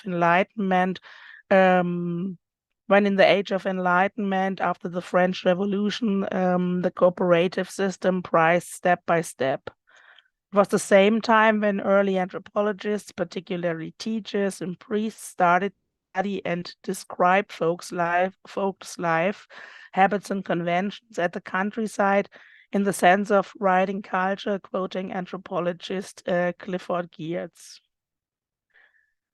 And in the sense of writing and also creating culture by writing. On the lines of these developments, the Bavarian Kingdom was founded in 1806 by Napoleon's grace, and the Wittelsbacher King Max I Joseph with his ministers started what we would nowadays define as a process of nation building. Especially in the first half of the 19th century, the House of the Wittelsbacher aimed to form a Bavarian nation, merging the old parts of the kingdom with new territories. The king and his ministers wanted to unify the nation and build a Bavarian community belonging together. In order to achieve their objective, they needed to find symbols for the new entity everybody could understand. In 1810, Crown Prince Ludwig married his young bride Therese in Munich, and on this occasion, the first Oktoberfest,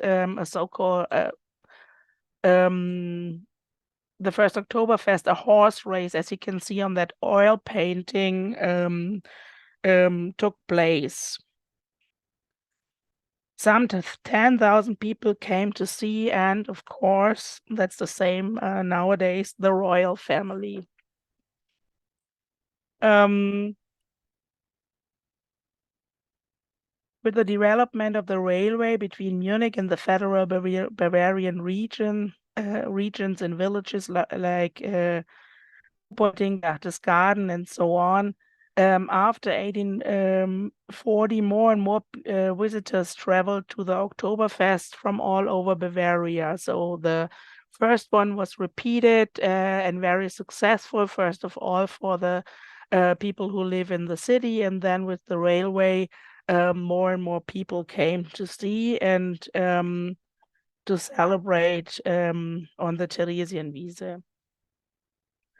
With its primal occasion in the presence of the royal family, the Oktoberfest did indeed have a national character from its beginnings, intensively supported by the king and his ministers in the following years. And how did the visitors of the Oktoberfest dress in the 19th century? We may only speculate that farmers still dressed up in historical costumes and clothes made of silk, leather, and loden when they visited the capital of Bavaria. So it's a question of class and economic capital.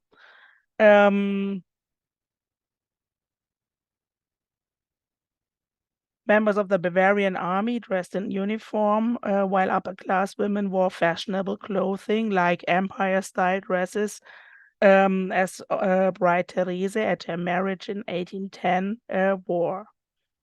Probably there also were women in historical civil costumes with black corsages and silver chains. But this was old-fashioned.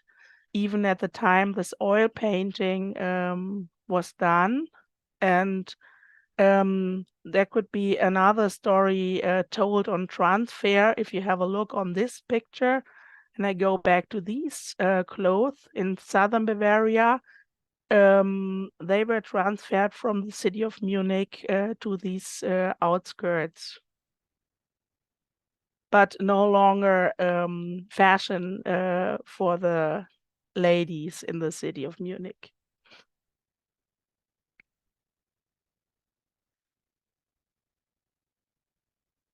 This is the Oktoberfest in 1910. It's not the best picture, but you can see people wearing, women wear dresses and men wear suits. This is the Oktoberfest in the 1950s. You can see people waiting in everyday clothes. There's no dirndl or anything around.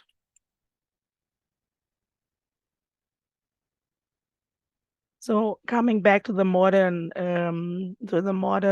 costumes, while the historic dresses lost their authentic function, modern tourism was just discovering the Bavarian, Swiss, and Austrian Alps. As one of its implications, the representative quality of the attire was increasing. The tourists wore alpine suits in the beginning made from loom and leather trousers for climbing in the mountains. In this context, and this is why no one could have worn a dirndl in 1810 when Oktoberfest started. This dress has to be invented. First has to be invented more than 100 years later. So the dirndl is a classical case of invention of tradition. It was invented in the Austrian and Bavarian holiday regions around the lakes in the Alpine uplands. It might have originally served as undergarment for the maidservants called dirndl, which means Mädchen, young girl in Bavarian dialect. There must have been an artistic dressmaker somewhere in this area who transformed the cut of the underwear consisting of a close-fitting top and a skirt into a dress of cotton fabrics with small flowers, checks, or similar decorations. The genuine dirndl dress blossomed from a simple work smock to a summertime dress worn by the upper-class ladies from the cities like Vienna or Hamburg, Berlin, Munich at the end of the 19th century. From the late 19th century till today, the basic cut of the dirndl has never changed. But of course, the interpretation. Even artists like Wassily Kandinsky, Gabriele Münter, and other members of the Blaue Reiter, Blue Rider group were enthusiastic about the popular culture of the Bavarian countryside. In the 1920s and 30s, two brothers, Julius and Moritz Wallach, succeeded in establishing the dirndl in the Bavarian capital. But the holiday costume was still worn as a summer dress until then.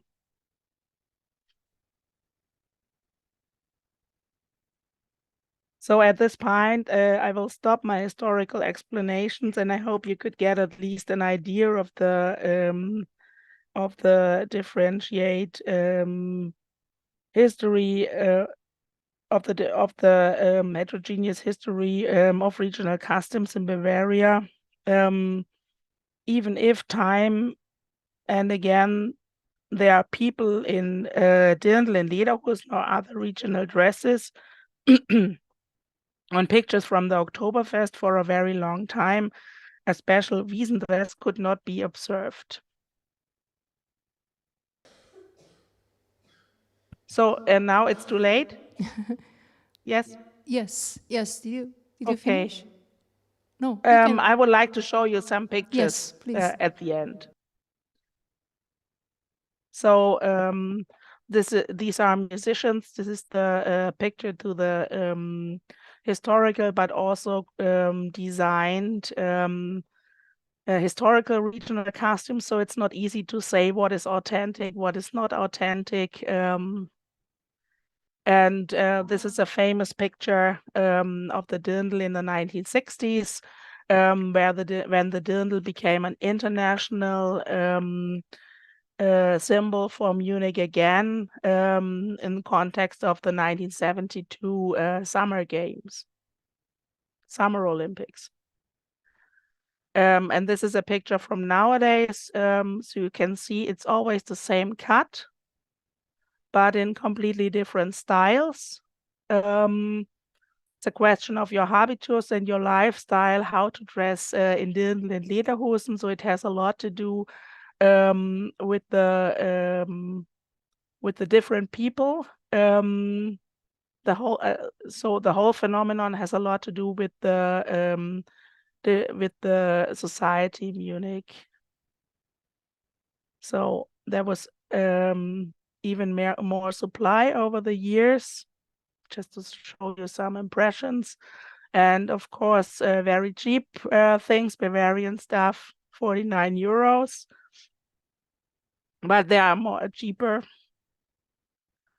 And it's important to go to the to say something to the practices. So as you can see here, these are about 2,000, 3,000 euros, and there's always a cooperation with Vogue magazine and an important store in Munich, store and producer.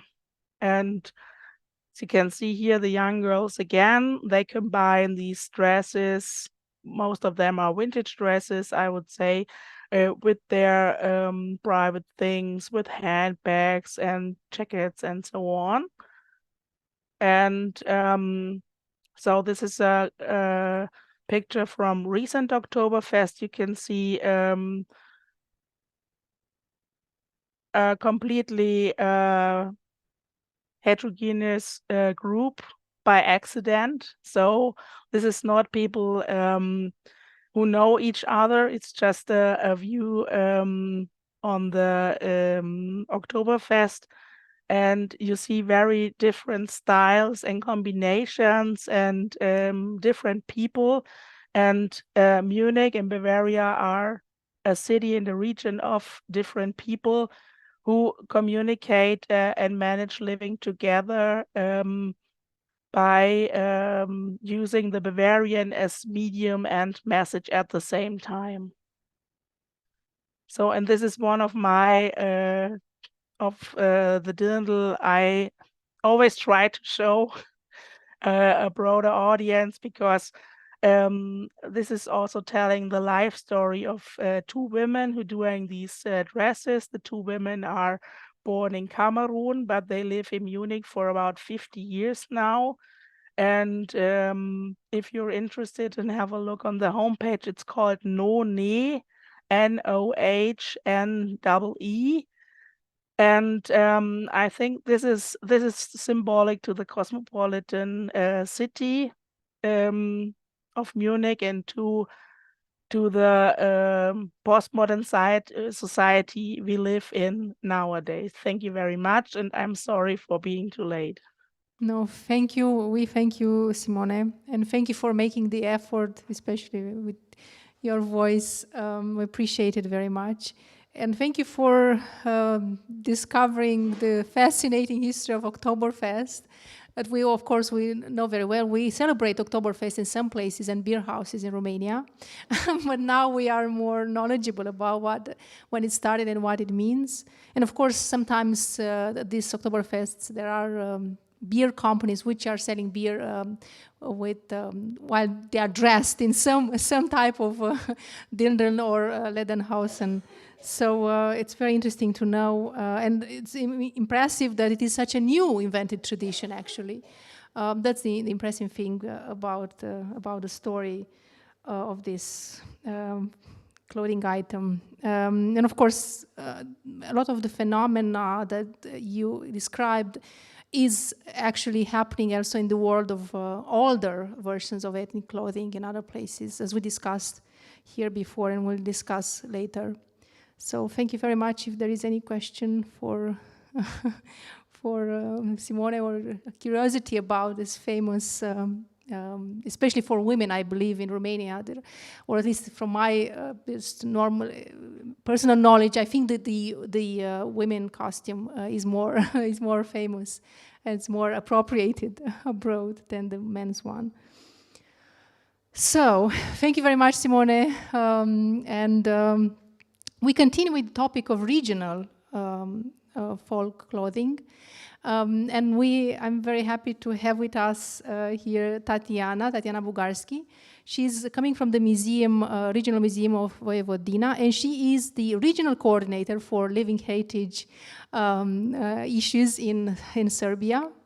And obviously, being so knowledgeable about the folk costume in Vojvodina, Tatiana is going to speak to us about this. And of course, she's talking from the perspective of a museum curator, museum expert.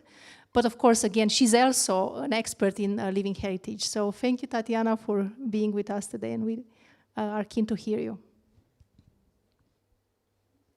We don't hear you yet. Maybe your microphone is off. Yes.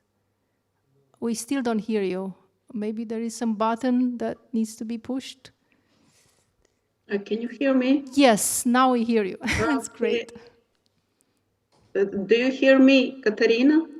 Oh, yes. Yes, yes, we hear you. Yes, sorry. I thought Tatiana was talking. Yes, she told me that you are going to be also with us. Yeah, I'll try to help. Okay, We are going that's to great. talk together. At least we hear one of you. And you don't? We don't hear Tatiana, unfortunately. I just hear you. We just hear you. Now, Tatiana, say something.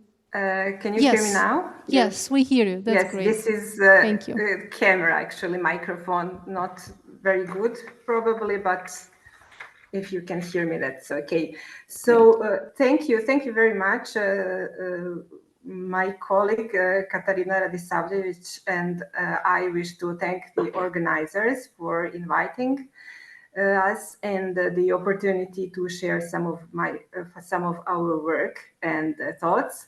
So I'm very happy to do this presentation with my colleague Katarina, who is our leading expert in traditional clothing, folk costumes, embroidery, folk art, etc. She's also the head of the ethnological department of the Museum of Vojvodina.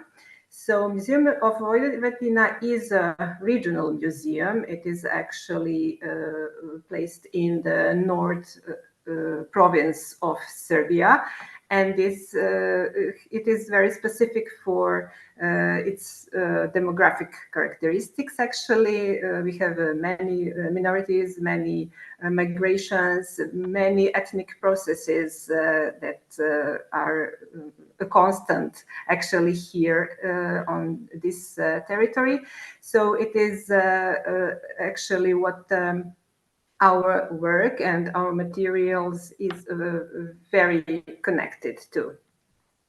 So as Joanna said, the Museum of Vojvodina is, and me, we are coordinating all the work related to intangible heritage in the sense of a national network of specialists for the intangible heritage. But again, the work with the communities, groups, and individuals are a long time, actually. It is not something new for us. I would try to share screen.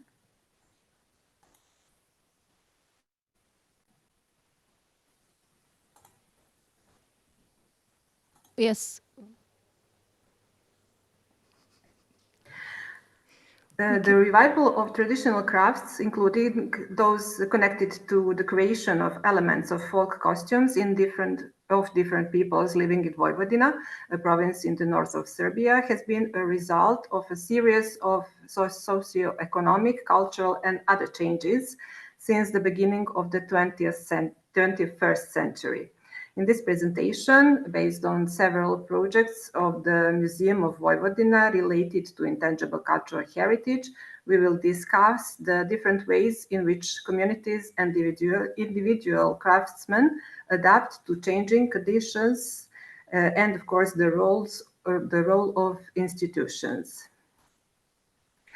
So the Museum of Vojvodina has an ethnological department, and on the photographs you can see that we do research and also the classic museological work, and the presentation of, this is the example of a traditional technique that we researched and presented on an exhibition. This is also one of the examples of our approach. This was the exhibition of traditional footwear in Vojvodina. So the title was, in translation, We Wear You and You Wear Us, something like that. So we wanted to point out the communication and symbolic value of footwear, but also it was a teamwork of 4 curators, all ethnologists, and we worked everyone from their angle. So we included all the aspects related to footwear, namely material, techniques, crafts, ethnic symbolism, cultural meanings, etc. There are 57 elements in the National Registry of Intangible Cultural Heritage of Serbia, and only 5 of them are related to the costume making. First, the Kosovo embroidery is a traditional way of decorating the clothes and textile household items. Then the opanak making craft. Opanak is a leather shoe, traditional leather shoe. The craft is present throughout Serbia, and the communities active in preservation of this craft include folklore associations, cultural artistic societies, which use various types of opanak shoes in their stage performances. Double-stranded knitting of woolen socks is a technique of making socks by using wool produced within the household, where 2 wool strands in different colors are entwined together, so they form a double-stranded ornament. A sock is knitted by using 5 knitting needles. Then we have weaving bošća aprons. Bošća is worn at the front side of the traditional Serbian women's dress, and it is actually not, of course, in the whole Serbia, but it is an item of great symbolic value. And the last one is knowledge and skills of making oice lace. The production of oice, a special type of lace used in Bosniak women's costume to decorate the edges of the scarves shamia, includes the knowledge and skills of making decorative lace by using a needle with silk thread. The type of needle also determines the technique of production. And today, the clothing items decorated with oice are worn by brides and women participating in the wedding ritual, as well as other family and social gatherings. Having in mind the importance of traditional dress or costumes for the identity of many groups, it can be concluded that the costumes are underrepresented in the National Registry of ICH, or that their importance is not visible enough. Although, of course, traditional dress are integral part of many festivities, gatherings, and customs. The sometimes blurred line between costumes made exclusively for stage performance on one side and traditional elements on the other means that experts and institutions dealing with intangible heritage do not always show an understanding of the importance and that these traditions have for certain communities. That is some kind of my explanation of really the obvious absence of the costume-related traditions in the National Registry or in descriptions or in already inscribed elements. In the past decades, the need for costumes for stage performances of folklore groups, but at the same time, the small budgets of these associations and the impossibility of procuring original material led to the creation of stylized form of folk costumes that resemble traditional costumes in appearance.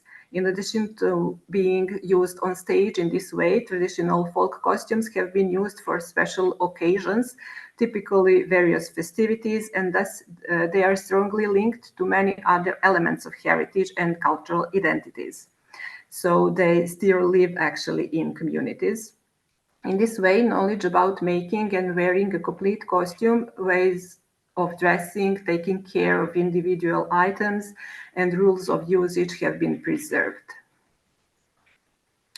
The traditional sheepskin coat making craft, which probably has its own name in English, but unfortunately I'm not really sure, so I used the descriptive one.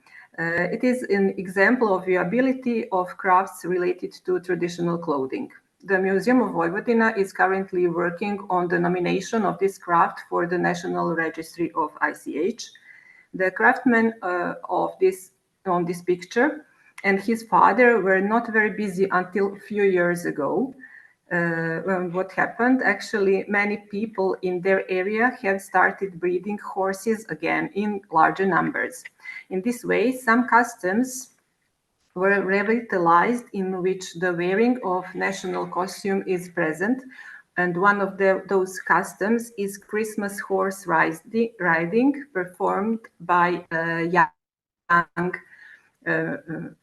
men. And they, for that occasion, wear traditional sheepskin coats like their fathers and grandfathers.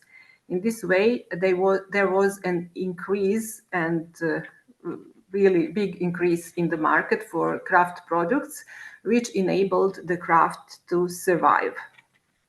On the other hand, the folklore groups did not buy his products because they were interested in the coats with rich embroidery, like the ones that we have here in museum and on the permanent exhibition.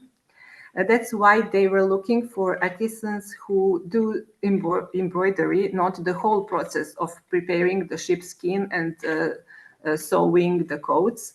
And they turned to the museum and museum's collections for models and patterns to make their coats.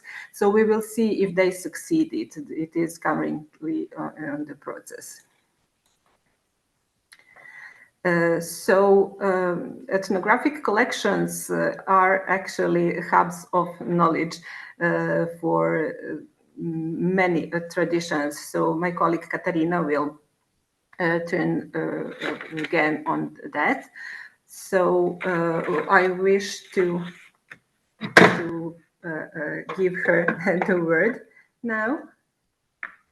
Katarina, can you join? Thank you, Tanya.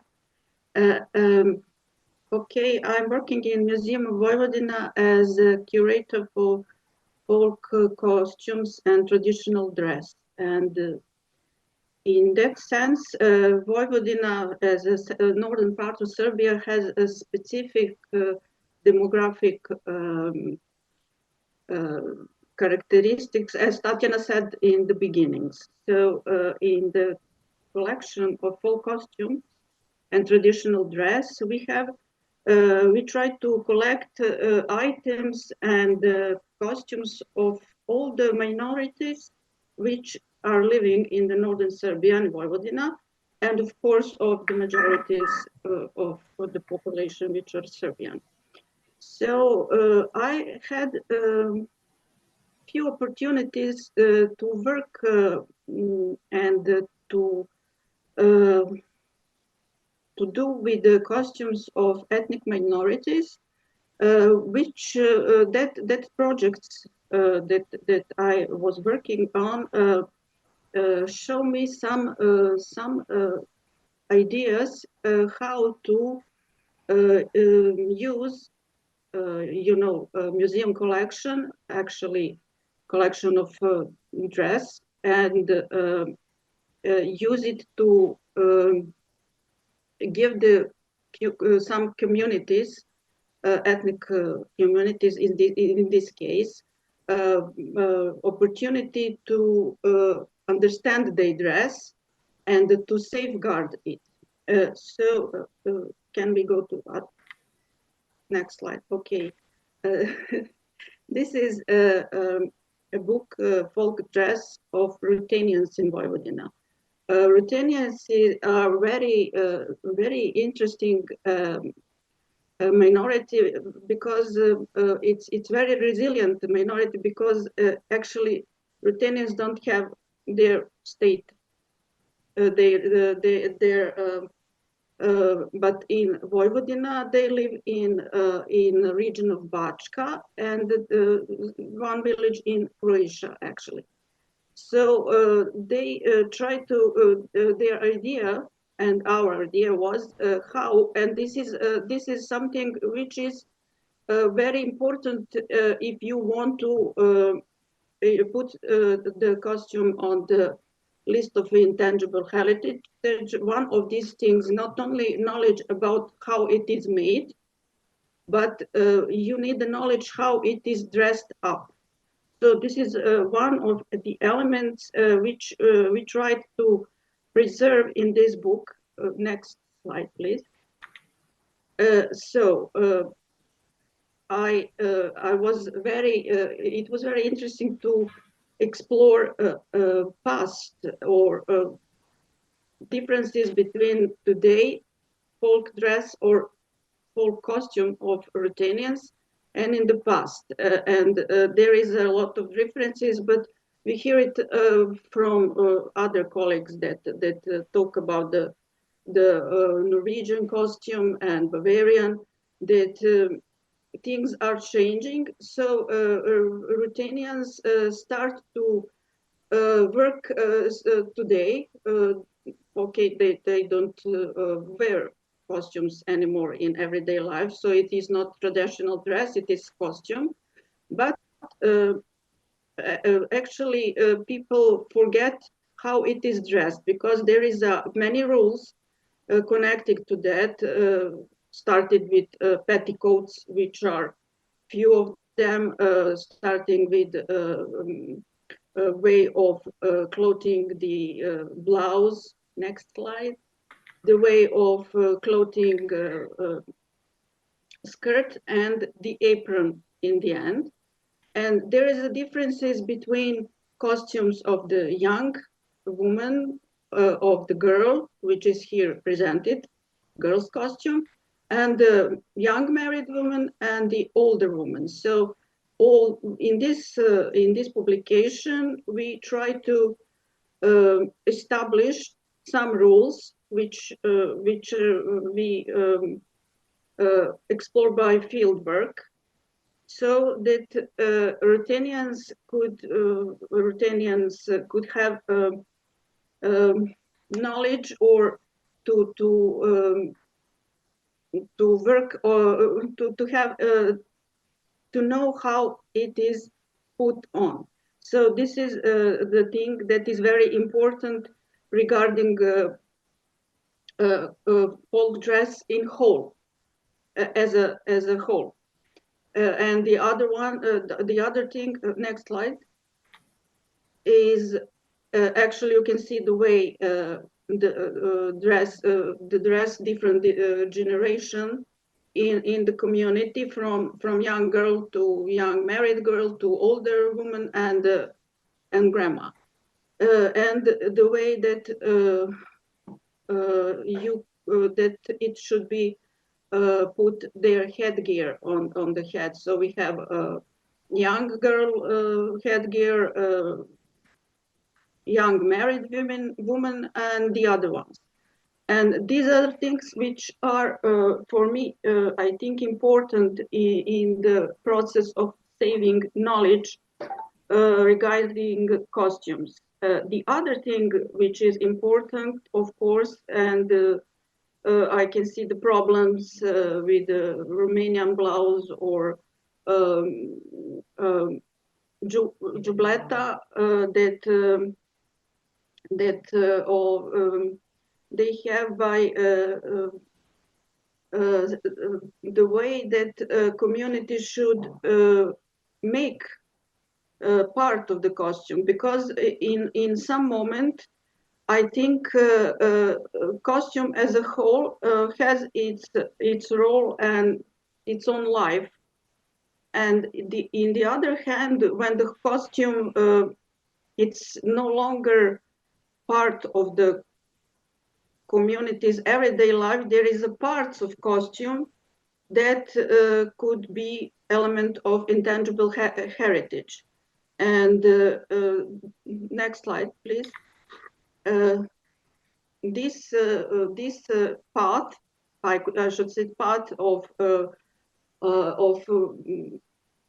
or perspective in preserving elements of folk dress is renewing them in some way.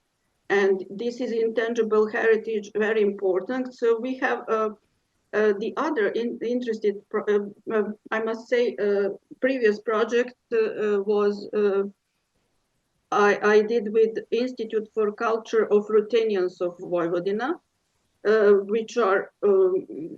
which try to save their heritage regarding visual recognitions of Ruthenians. The other part is actually renewing some of the elements, and this was a very interesting journey. It was a project of making exhibition with the Museum of Vojvodina Slovaks. So as you see, there is many minorities, and in this case, we are not talking just about regional costumes, but costumes which show, or elements of dress which show ethnic identity, which is important in many small communities which are which want to connect, which want to save their identity.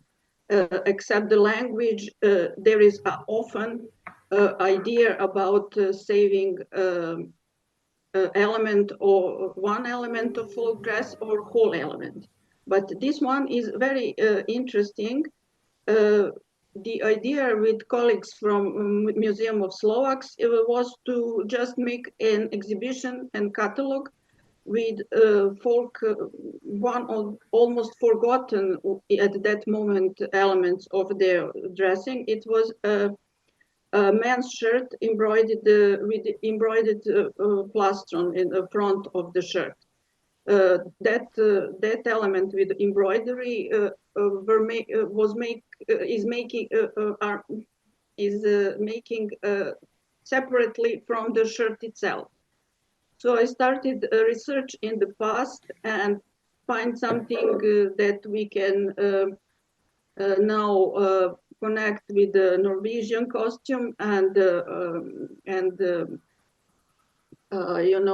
Bavarian, because all started with the elite. So Vojvodina and Slovakia, today Slovakia were in 19th century and before was the same country. It was Austria, Habsburg monarchy, or later Austria-Hungary. So in the half of 19th century, Slovene people, not just Slovak, but Czechs, Serbians, Croats, started to try to establish their nationality in so many people in Austria-Hungary.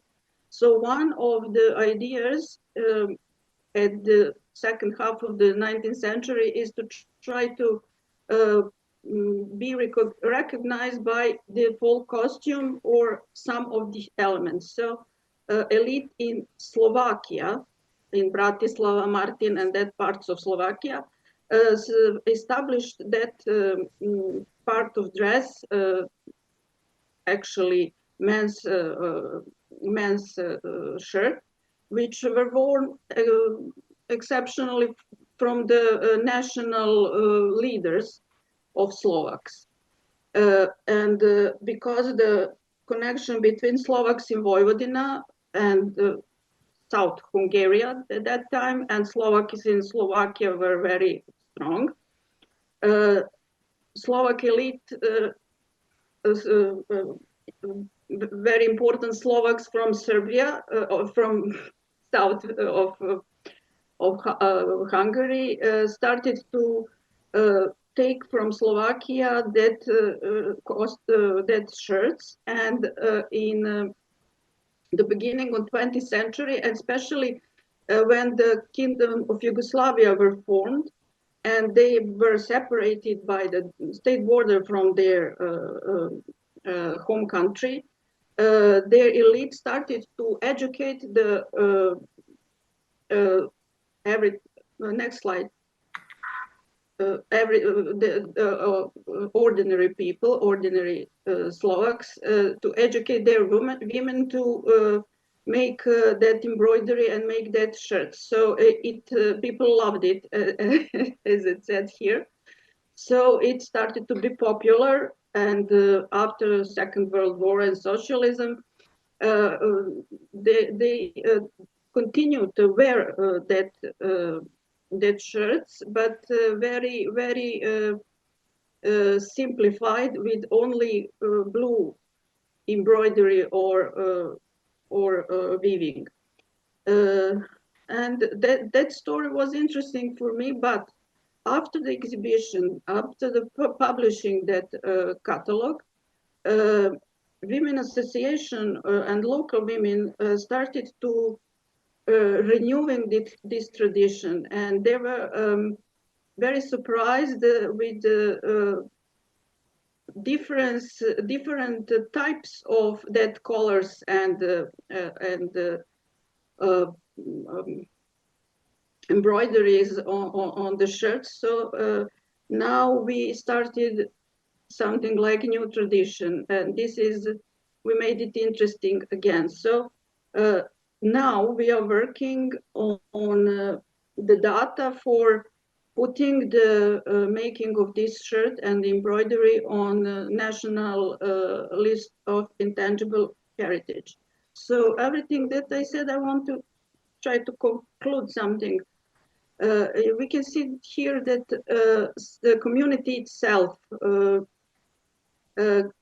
sometimes just it needs some kind of encouragement and remind to something that they had, and museums as we said hubs for the knowledge that was past or that is passing away could help in that cases, and this is the case in this story about predok. I didn't say it in Slovakian, so they call it predok for that embroidery on the shirt. But I think I'm very, very long now. So, okay, I'm sorry, you should.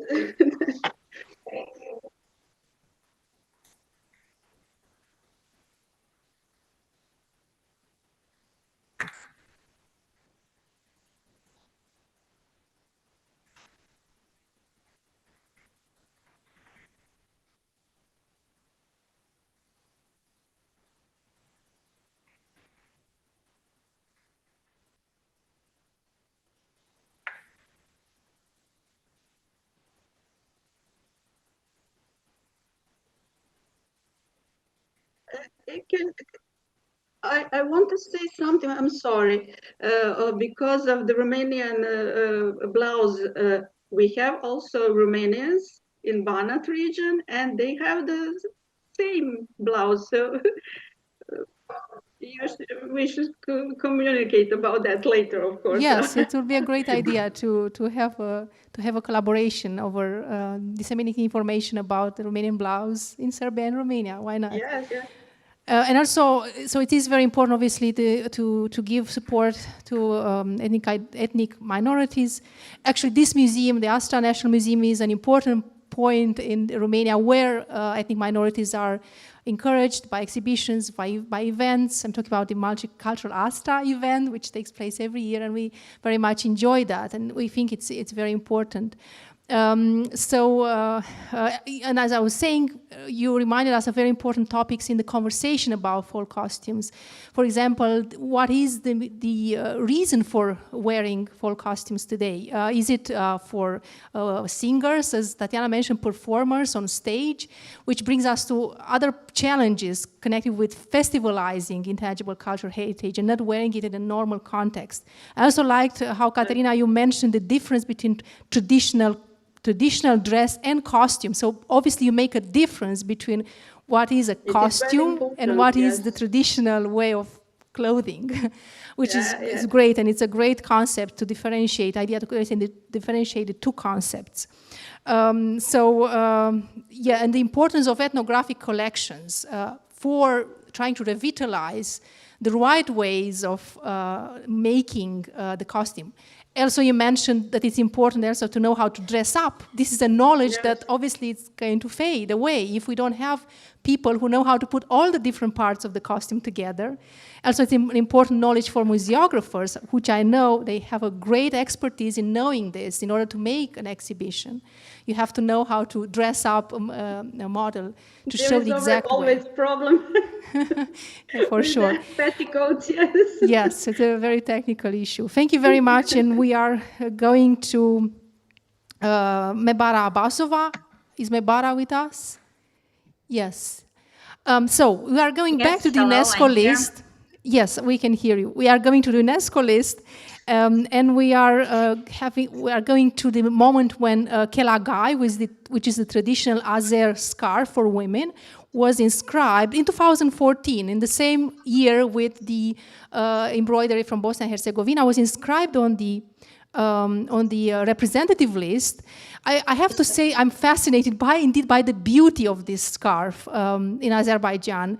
And so I'm glad that the topic that was chosen by Mabara was to talk about how do we exhibit the beauty of kelagai while preserving obviously information about the practice of making it. Because I read your file, the kelagai file, and I know how important it was for you to also safeguard and describe the process of making the kelagai from the worms, from the silkworms, to the beauty that is worn by Azer women. So please, Mabara, tell us about kelagai. Yeah. Hello to everyone. Thank you for having me in this symposium, and greetings from sunny Baku as well. So we will talk about the kelagai. As you mentioned, it was inscribed in 2014, and for nowadays, we are wearing it like with honor, because like it's one of the spray types of headdresses, and for now it's not just headdress, also like a scarf is using. Kelagai is like a square-shaped silk scarf. Like I will go to another, with special prints on that, and is considered a national dress protecting from the hot sun and cold wind. And the production of kelagais are very popular from ancient times in Azerbaijan because it's rooted in traditions found along the Great Silk Road regions of Azerbaijan. It's mostly in Baskal, one of the villages of Ismaili region, and another one is in Shaki. But this during before the Soviet period, there were lots of cities that was occupied with silk making and also kelagai making, like Ganja, where I'm originally from. It's the second largest city of Azerbaijan, and also like Gah, so another like cities. But nowadays it's only, unfortunately, still it's only in 2 cities. to occasions. So there are information that they even exported to foreign countries in the Middle Ages, these scarves, these cœleries, and it's like nowadays our national symbol of historical land of fire, because it's the elements and they're different with size and colors also, and due to archaeological excavations in Azerbaijan Republic, there are found needles with bronze materials, which is from 3rd millennium BC, and it shows that sewing was an activity from those times. Even in those investigations, there are found cœleries which made from silk material, and it's main proof that cœlerie belongs to Azerbaijan nation. Cœlerie making consists of several stages. Like I will, I don't know what's happening. Yeah.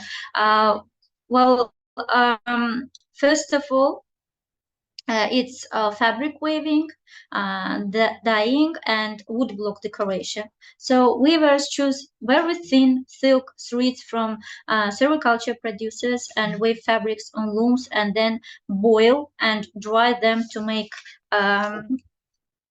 like you see in these photos, and then boil and to make like square-shaped clothes. Using vegetable substances, masters then dye the clothes various colors and decorate them with patterns using wooden stamps, mostly wooden, but sometimes it's also made from the iron, covered with solutions made from resin, paraffin, and solid oil.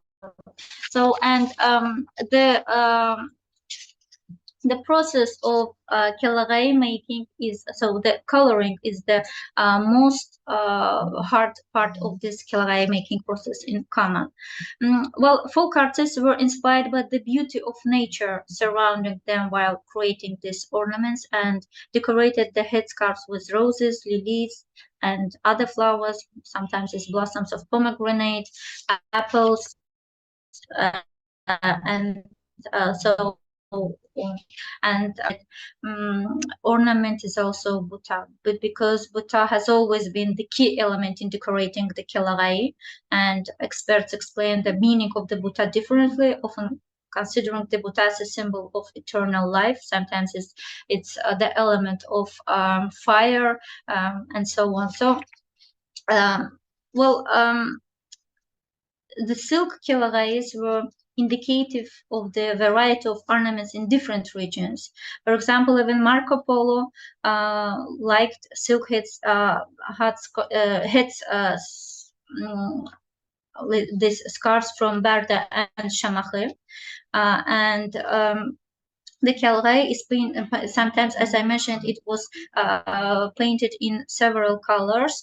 Sometimes it's painted in dark and light colors with natural dyes derived from sumac, as I said, saffron, yellow ginger, onion, or sometimes is, different herbs. Red, white, blue were predominant, and each intended for women of different ages. Like, as mentioned, I was listening to another speakers, and also in this case that dark colors were meant for older and light colors for the young. And after that, only the headscarves were painted and craftsmen began to decorate. In the past, as you mentioned here, as you say here as well, in the past, cœlerie was prepared only by men. So seals, which consisted of various elements of molded patterns, were of major importance in the production of the cœlerie. Molds were made mainly of solid wood. Here you can see, like walnut or pear. Sometimes it's a wild apple or steel boards. With their use, ornaments could be inscribed onto the fabric with the basma nakhish. Basma nakhish technique, it's like hot batik technique used in Europe. This embroidery technique, as I said, it's hot batik, and each pattern of the cœlerie, in addition to decorating the silk headscarf, carries particular meaning. They can be used as a means of for acknowledging love, begging pardon, or as a message for other purposes. The same meaning was in our carpets as well. So at the end of the last century, handmade cœlerae production technology began in Pascal particularly. Even they opened a museum of the cœlerae. And currently there are, as I said, 2 centers like Sheki and Baskal, but Barda and Shamakhı, also Ganja, was one of the best cities that made this cœleraes. Well, cœleraes female headscarves, they are 50 to 50 centimeters inside, and mostly in this set, and they were both worn by all Azerbaijani women. Nowadays, red cœlerae was part of the bride's dress, while the groom was decorated with a cœlerae of different colors. The cœlerae was hung on the gate as a sign of an upcoming wedding, or given as a gift for good news or for a job that was well done. Today, cœleraes are produced in just in Baskal, unfortunately, and that's why we used. Well, I will tell about the exhibition as well. So the important thing that I want to mention as well, it's the person that take part in cœlerae production. First of all, it's of course it's weavers, like we say it's tarra, cœlerae wearer. Yeah, and another one is dyers, like cœlerae dyers, and molders, the person who decorating cœlerae by mold. As I mentioned, the mold were made from different parts of wood, and cœlerae ornamental master, and this is very important part of making cœlerae process person. So geometric and varied ornaments also used, roses, lilies, butas, and also so. And the most famous cœleraes are like stamps: Güneş, Pullu Galip, Simai Shams, Hashiya, Büyük Buta, Kiçik Buta. As you see, the line on the presentation, it says like Hashiya. That means the frame cœlerae. And in the cœlerae, there is always like the center of the life, the center of the life, generation, and so on. It says like Medahil, and also there are several colors that the most famous colors that are from their color, like Shah Buta, Saya Buta, or Hirati is the most famous, and also there are some cœleraes that are made in 7 steps of its coloring, so they're very expensive, and it's very hard to make, like Mikhaish, Yemishani, Zeytuni, and so on. So currently there are special dynasties that continue the tradition of cœlerae making, and for example, I should mention the Shamilov's dynasty, in particular their grandchildren of Shavkat Ziya Shamilov, and who is for now also he is the specialist of this profession. Well, if we say according like since 19th century, as I well, Azerbaijan has attended international international exhibitions in Russia and Western Europe by presenting its craftsman samples, and in 1862, Azerbaijan was first introduced at an international exhibition held in London, where an artisan from Baskal, Nasir Abdulaziz, was awarded with a silver medal and a diploma for weaving an excellent cœlerae and ganavuz. Ganavuz is also like colorful silk material. And the first exhibition about cœlerae was held in Azerbaijan in 2004. It was the effort of Arena Ibrahimbayeva, who was one of the persons who like pushed to list cărei in the heritage list of UNESCO as well. And after that, in Turkey, Georgia, Hungary, Austria, Italy, USA, Malaysia, the exhibitions was held. Pascal also known in different countries, like with Silk Center, Pascal's Silk Center and Cărei Museum, because it provides visitors and tourists, as it's here. Actually, this museum for now is on they're renovating, and it's in this process of renovating. That's why it's just old photo of this museum, and they provides visitors and tourists with a comprehensive picture of this ancient Azerbaijani art. Well, in this museum, visitors are told about the history of cărei making, as well as the patterns and their meanings. Also, after design, the cărei is colored. And as I know, I have very short time, but well, after design, the cărei is colored in dyeing facility called küpdamı in Azerbaijani. Well, coloring is the most difficult part of the process and is a very responsible job. A good specialist knows how long a piece of silk should stay in the dye. Cărei weavers say that the dyeing and design of cărei is compared with Azerbaijani mughams. Mugham is a folk museum, and they believe that the use of 7 colors is linked to the number of mughams. Well, I want to say about the production, that as production of cărei having an ancient history and is a very complex process, a number of persons that take part in this production, and they it takes, well, the production process, it takes 2 days to dye and decorate this unique headscarf, having just 100 to 25 gram of weight, and passing through a ring. Cărei of each region differ from each other with their patterns and edges. Individual forms and motifs reflected in cărei pass on to the daily life of population, and so it's possible to see the elements belong to cărei in even sweets and stones and gravestones.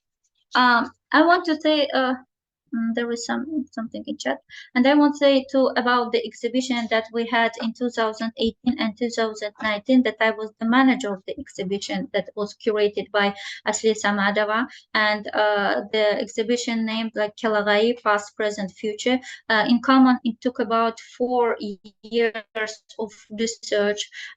We worked with like different institutions like Silk Museum in Georgia, Azerbaijan State Museum, National History Museum, and also even the Center of Alfonso Mucha. And this is the gallery that it's in the very center of İçeri Şehir in Baku, and the exhibition contains several parts, like unique objects from Azerbaijan and International Museum, also private collections, some works of like some căreis from the private collection of Rena Ibrahimbayeva, as I mentioned her above. Also Saltanat Zulfigarova, she was one of the persons who worked at the Shaki Silk factory during the Soviet period, and also the Alphonse Mucha Foundation, and of course Tbilisi Silk Museum. From the Tbilisi Silk Museum, there were several photos and several materials that had never been exhibited in Azerbaijan before, and also very rich collection of antique, as you see here, also electronic library of photo and video materials and interactive database, cărei, in art and cinema. We made a very big research on cărei that used in art masterpieces and also in cinemas, not only from Azerbaijan but also from the Soviet period in common. And completion of a modern production and contemporary design innovations. As I mentioned, well, after 2014, there are lots of like small agencies, small group that they are promoting, and they're doing like this headscarves. So like Manzar Hajiyeva, we have Kelagaim, Azerbaijan Kelagay, so they are working with different like names. And also hands-on activities for children and adults. It was quite interactive exhibition. So some type of Kelagais was just laid down on this like specific tables, and in other words also we had several information and also how to very nicely use in our daily life, how to wave them. Also we had several stamps, even it was possible to come and to use these stamps and to make like it was possible to do stamps and take it with themselves as well. In the photo on the left side, you can see the cărei with 7 colors. So it's really very amazing and very hot type of like cărei. And you can see on the right the elements, the embroideries, not embroideries, but the ornaments of the on these scarves. And also here you can see some Soviet period like modernized căreis, because in this particular one in the middle, it was used for the weddings, like the gift from boys' sides to the bride. And also this is heretical, right? Very it's very hard to make. The center, the middle is the and also this hashia on the another side. It's sometimes it's named like darach, and also the stamps from that period. You can see the stamps as well. There are this one is from the. These are wooden, they are not. We can say like also Lenin or Soviet period. And this stamp is from this used is in this cărei as well. This kind of stamps are. This one is for hashia, like the frame of this cărei, and several types of buta. They're also like küsülü buta. Or family buta and so on. And these are stamps. So they were also taken from private collections or from this Baskal Museum and exhibited during this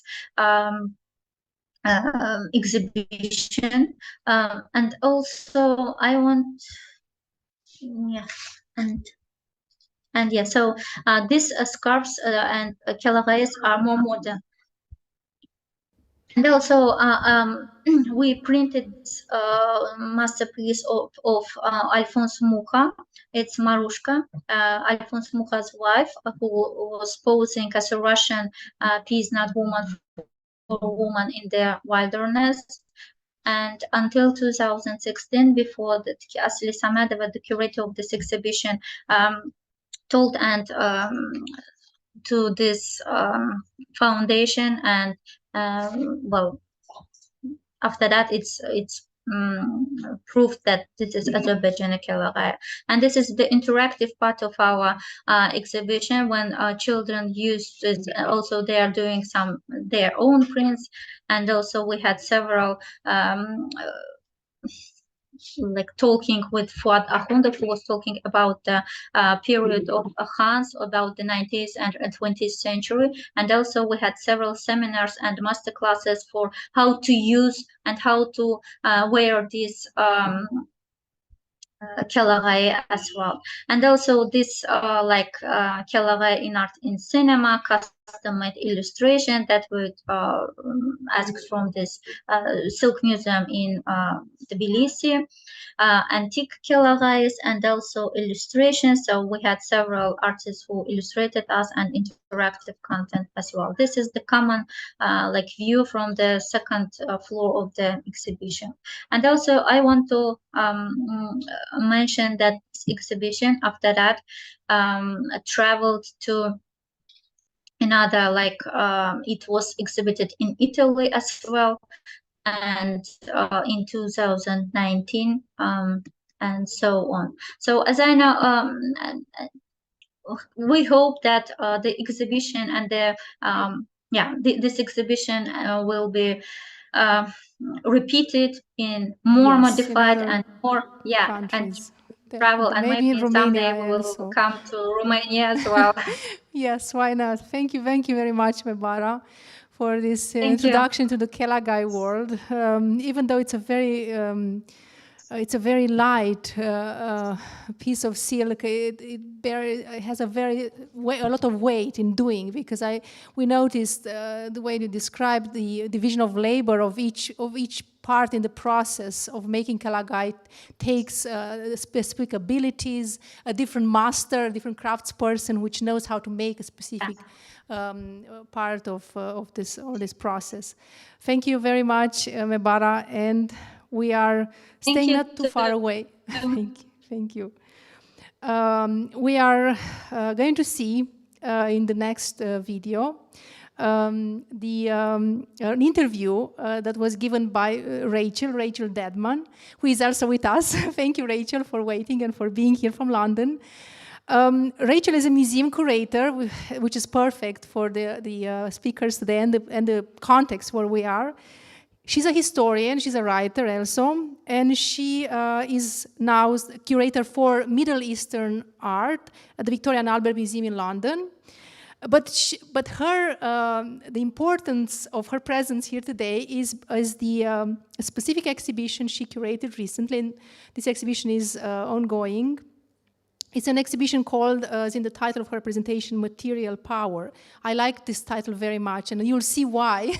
Very clearly, Rachel explains in the interview she gave to the Kettle's Yard, which is the place in the University of Cambridge where now this exhibition is currently situated, and it's going to travel also to the University of Manchester until 2024.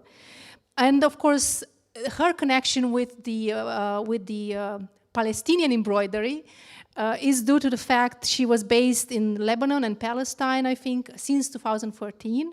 So she has a great knowledge of this part of called costume of Palestine. And so if the speakers before Rachel talked about the fall costume or traditional dress from the point of view of their own identity, because we all spoke about our own ethnic groups' folk dress, Rachel comes with the perspective of the other, but I think the way she knows and she understands this particular type of Palestinian dress, I think she's not longer the other, or at least this is my perspective on this issue. So we will happily watch Rachel's interview to the Kettle's Yard, and then we can talk with Rachel. So please. There's something familiar and universal and intimate about clothing and textiles. In Palestine, that I think is amplified even further. And what's remarkable are the ways in which each dress tells a story of the woman who made it. Carries her memories, her personality within it, and can be kind of unpicked and unraveled in order to understand something about her and something about the time in which she lived.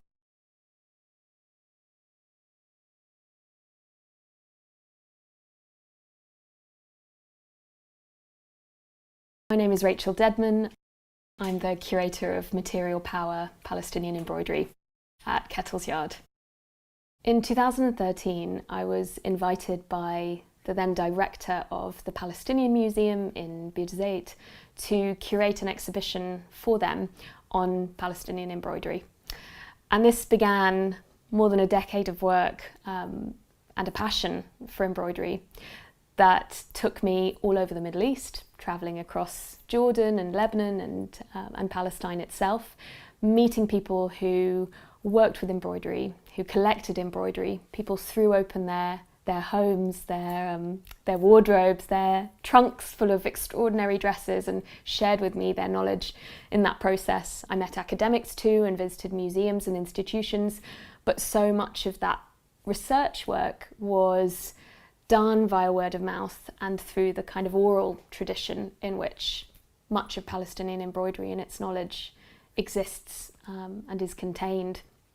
And so that process of research took the form of two exhibitions, one in Beirut and one in Palestine itself. And that latter show in 2018 was called Labour of Love. And Andrew Nairn, the director of Kettle's Yard, saw that show and fell in love really with the richness and extraordinary beauty of Palestinian embroidered dress, and then invited me to curate an evolved version of that project here in Cambridge. Material Power really hopes to map out and engage with more than a century of Palestinian material culture. Embroidery in Palestine is truly its most important, rich, fascinating living tradition, perhaps the cultural material with which the country is kind of most closely associated. And the exhibition delves both into that historical life and takes the story through the 20th century and up into the present. So we look at the ways in which women, who were the primary makers of Palestinian embroidery, were stitching these extraordinary garments in the late 19th and early 20th centuries, the ways in which their clothing were connected to their personality, their character, where they lived. It's a tradition that is remarkable for its regional variation.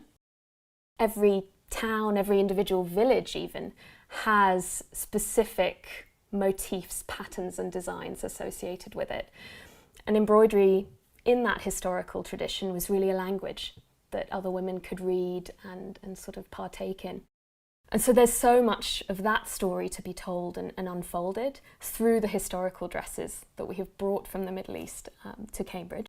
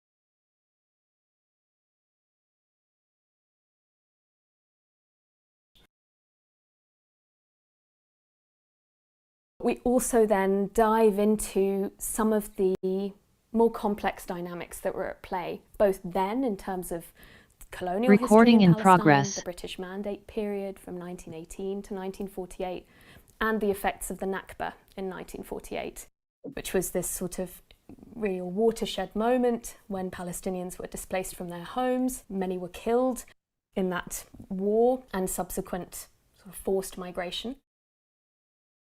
And embroidery, of course, transformed and changed with it. You had embroidery taking on new forms in camps, becoming this tool of resistance, being politicized in the service of national struggle and becoming this key symbol for the nation. This is where we look at posters and paintings and the way artists were involved in telling that different story. Today we explore how embroidery has become part of a global economy, made in totally different circumstances as a commodity and so on. And finally we bring in contemporary artists and we look at the ways in which artists from Palestine, but equally the broader Middle East, are engaging with embroidery as an instrument for contemporary critique and engagement with some of these ideas, both historical and new. One of the most remarkable and special objects in the exhibition is what we've been calling the Nakba dress. And this is the first thing you see when you walk into Gallery 2.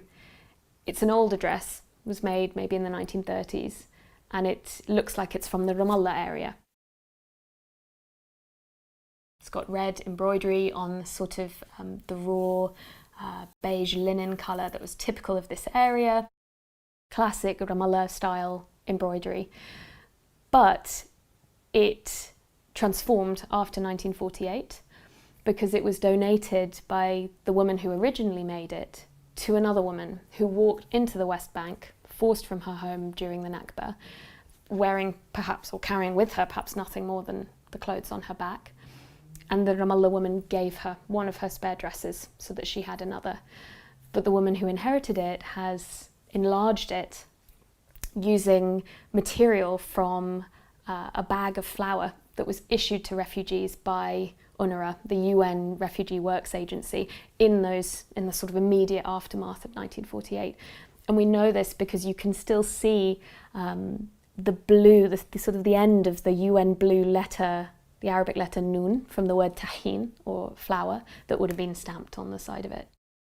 So the very materiality of that dress tells us about the urgency of the situation, but also reflects the generosity of women, one to another, at this extremely difficult time in their lives, and the sheer resilience of women also at that moment.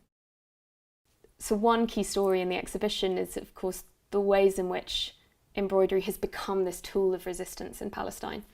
And that manifests in a lot of ways, but one of the most fascinating is in the form of intifada dresses, named for the first intifada, which lasted roughly from 1987 to 1993. Intifada means uprising in Arabic. It was this moment of really collective resistance and uprising against the Israeli occupation in the late 80s. It was a period where Palestinian colours were banned from being shown in public. Palestinian flags would be confiscated from people at protests. And so women started to stitch symbols of resistance onto their dresses. Embroidery became a space where that resistance could be made public. And so what you see is, on the one hand, the same traditional motifs you see on dresses 100 years older, but now done in the colours of the Palestinian flag, red and green, black and white. And this whole new vocabulary of motifs. Doves sort of soaring across a chest panel with rifles in their claws, or the Dome of the Rock, Al-Aqsa Mosque, these sort of key architectural sites, the ship of return sailing along the hem in a way that hasn't been seen before. Fascinating, amazing objects. And what I love about them is that they're not what you might think of when we think about protest. When we go to a march or a protest today, we make things that are spontaneous, usually, done quickly. We scroll a sign, or we print off a poster, or we graffiti something, I don't know, things are fast. And anyone who's ever embroidered will know that embroidery is really slow, very laboured, it's physical work. During the Intifada, it would have been made under very difficult circumstances, stitched in secret. You couldn't be seen to be buying certain colours of thread. You might be doing it with, at home without electricity, by candlelight at night, and it would have taken years to make these dresses. So they embody for me this notion that resistance is not an event, it's a process. It's something ongoing. And there's a word in Arabic that's very important for Palestine, which is sumud, or steadfastness. That's how it translates. And the dresses embody that sumud, that idea of staying with the struggle. And embroidery in its long form, the amount of time it takes, embodying that so beautifully. It's really important to us that contemporary artists are part of this exhibition and part of the conversation, because for artists both from Palestine who are engaging with this specific tradition or this legacy of theirs, and for those from elsewhere in the Middle East, they have an important perspective, a voice, and a way of looking at this material that then helps us think differently about these historic pieces. So we're trying really to forge a dialogue between the historic material and contemporary artists' practices. Palestinian embroidery remains absolutely vital for Palestinians, both in Palestine and in the global diaspora. As a craft, as a symbol of nationhood, as one of those cultural materials that feels totally indicative of home, it's of absolute importance. And there are people all over the world devoted to preserving it, to continuing to practice it, to spread the word about it, and to keep that tradition alive, given the turbulent nature of Palestinian sovereignty and the sort of difficulty of continuing to live under occupation as Palestinians are. It was recently added, Palestinian embroidery was, to the UNESCO list of intangible world heritage as a practice that deserves to be remembered and preserved and continued. And I think that has only served to cement and confirm how fundamental it remains as a symbol of identity for Palestinians the world over.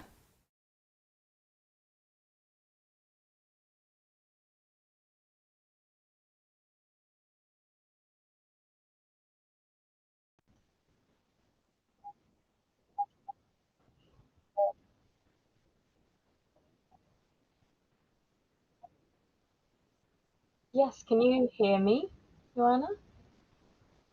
Okay, great. Hi, everyone.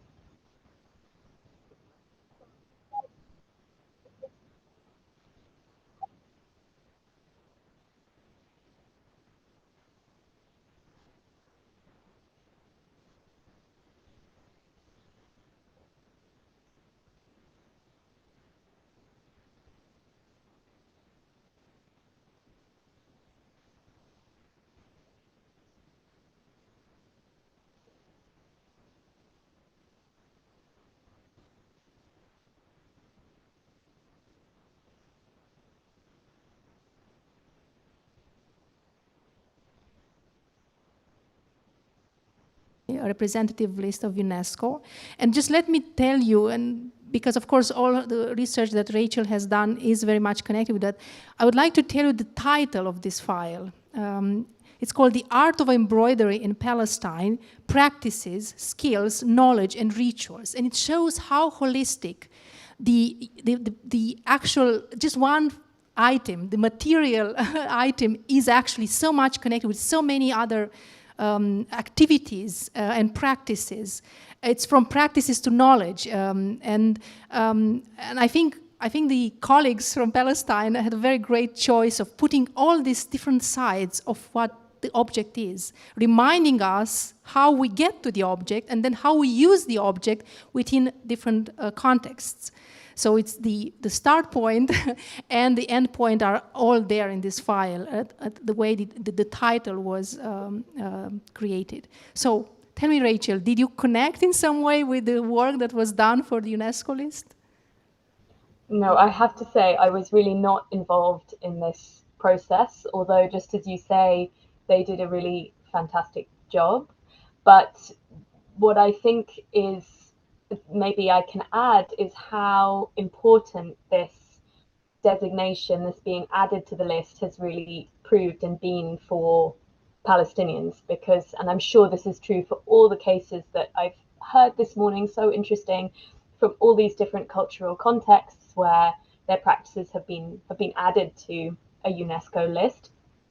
It gives this sense of recognition and appreciation for a perhaps marginalized or precarious or threatened cultural practice on really a global stage, and especially for Palestinians whose, as I say in the video, you know, whose very existence is under threat day by day, living under occupation or living forced in exile as lifelong refugees, in many cases in diaspora. Palestine itself as a state, as a country, as a concept, is fighting to preserve its very existence.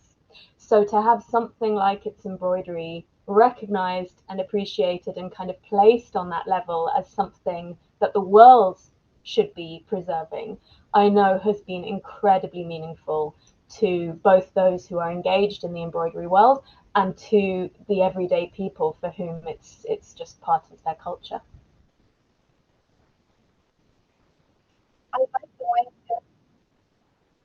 And what of a long process it is for embroidering. This is the same thing, obviously. Embroidering is a very universal thing. It's the same. Sometimes it's more easy, sometimes more intricate, but it's still a very long work, and it needs, you have to put a lot of devotion and sustainable effort into that. And I like the fact you mentioned that. And because of that, I would like to ask you if you, well, we have a big problem. I don't know if it was discussed very much today, but it's one of the big problems, the challenges that we have with other folk dresses. The fact it does become famous with the UNESCO recognition, and it becomes a commodity, as you mentioned. The problem is that the process is taken over by mass production. Is it the same case for Palestinian embroidery, and how do they take this challenge up? I think the UNESCO listing has not necessarily shifted or hastened its commodification, but rather actually the commodification of Palestinian embroidery began some time ago. So in the decades after the Nakba of 1948, this moment of rupture when the occupation began and Palestinians were forced from their homes and their land, one thing that happened in the decades following that was that embroidery was kind of taken up as this sort of key political symbol for the nation, but equally as something that needed preservation and revival and could be a form of income for women who were now living in difficult circumstances. And these two things are kind of interconnected. But what has happened sort of in more recent decades, really since the new millennium, the birth of the internet, is that NGOs have sort of proliferated that work with women to produce embroidery. It has sort of moved away from the body and into the kind of commodity realm. It lives now as purses and handbags, and I've got loads of beautiful things in my own home, as I'm sure we all do, cushion covers, things like this. So that commodification was happening anyway, but really through the lens of the empowerment of women. And this is something in my work, in my books, I am quite critical of, because I think it's, you know, embroidery, for all the reasons we've mentioned, doesn't necessarily lend itself to being a practice that is a really sustainable way of supporting women economically who are in difficult circumstances. So there's lots of problematics around that commodification that pre-exist really the UNESCO element. And it's the sort of handmade that continues to be vaunted as the sort of important element of it because of the sort of threatened aspect. You can buy machine-made dresses in Palestine, and it's really the women who can't afford a fully made sort of hand-stitched dress that have access to these. And I think there's a role for them therefore too, but it's perhaps not quite the same as these other circumstances you're describing. Yes, it's great. Yeah, we can relate with the process that you have described with having embroideries, traditional embroideries, so to say, everywhere on different objects in quite strange positions, I would say. Are there any questions for Rachel from the room? Yes, great. We need a microphone.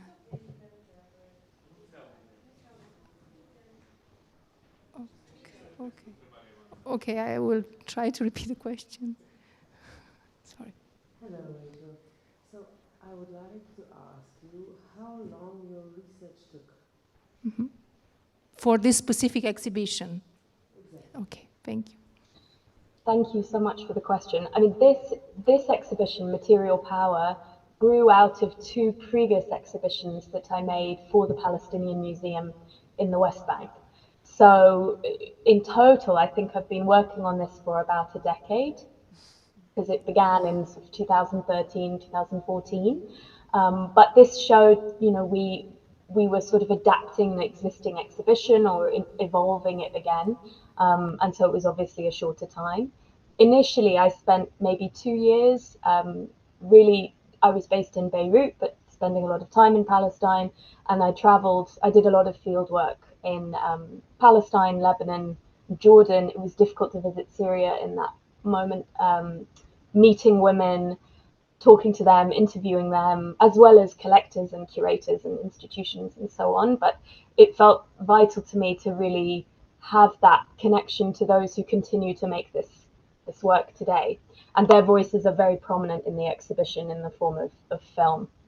So that was sort of the bulk of the research work that took, years at the beginning. I understand that all your research, and of course for all museum curators of this specific textile arts, you are actually doing what we would call an anthropology of dress. So you are an anthropologist, especially since you have done interviews and you have understood so much of the history and the social issue connected with this, the dress. So obviously it's more than museum curating, it's anthropology of dressing, which is a very important field. And we should acknowledge the importance of and the work hard that is done by museum curators for doing such exhibitions. It's not very easy. Of course, I'm sure it wasn't easy for times for you to collect the pieces for women to give you those, because they are very precious, and I can understand why. The precious pieces of their collections that they were keeping. I don't know if you also have the possibility to give them back after the exhibition, or you actually put them in your collection. They were given to you by women forever. No, we gave them back. So we mostly borrowed from collectors who are either individuals or institutions, from museums in Palestine and in Jordan, either from the West Bank, Jerusalem, or from Amman, and everything will go back at the end. There were a couple of cases with more contemporary pieces where we had the opportunity to buy them, and they were thrilled. They then end up in a formal collection. Okay. Thank you very much, Rachel. Thank you for waiting while we were late with the session. But this is what happens because it's a fascinating topic, and it was very nice to discuss it. And thank you for all of you, and thank you for helping us to rediscover how important this material piece of intangible cultural heritage is. It is material power, as Rachel says, and also it has so many intangible, immaterial connections. And I think we have seen how complicated studying this issue is from historical nation-building processes that I think are common to all of the topics, all of the speakers' presentations today, to contemporary challenges of how do we put and connect the historical dresses with contemporary design.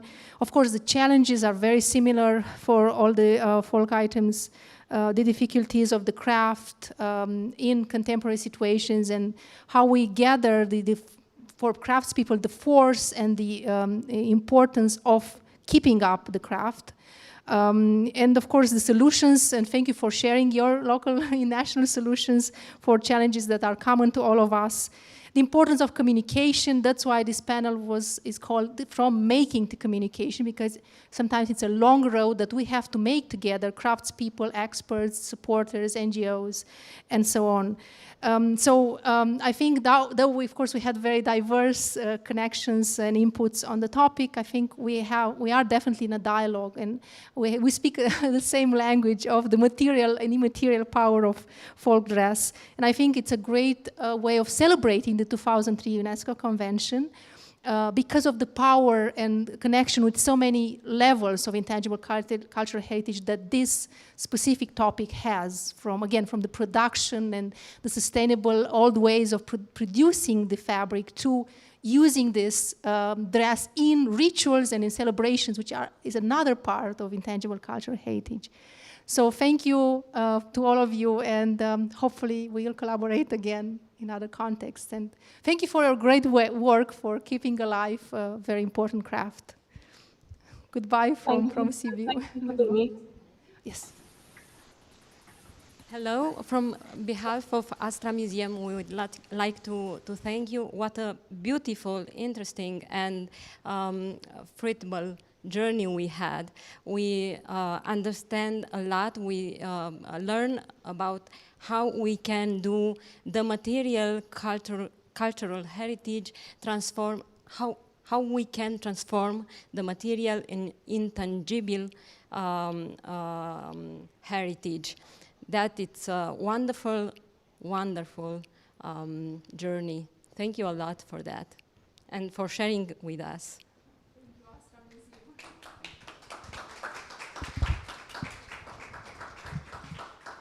Hope to see you in Romania. Thank you.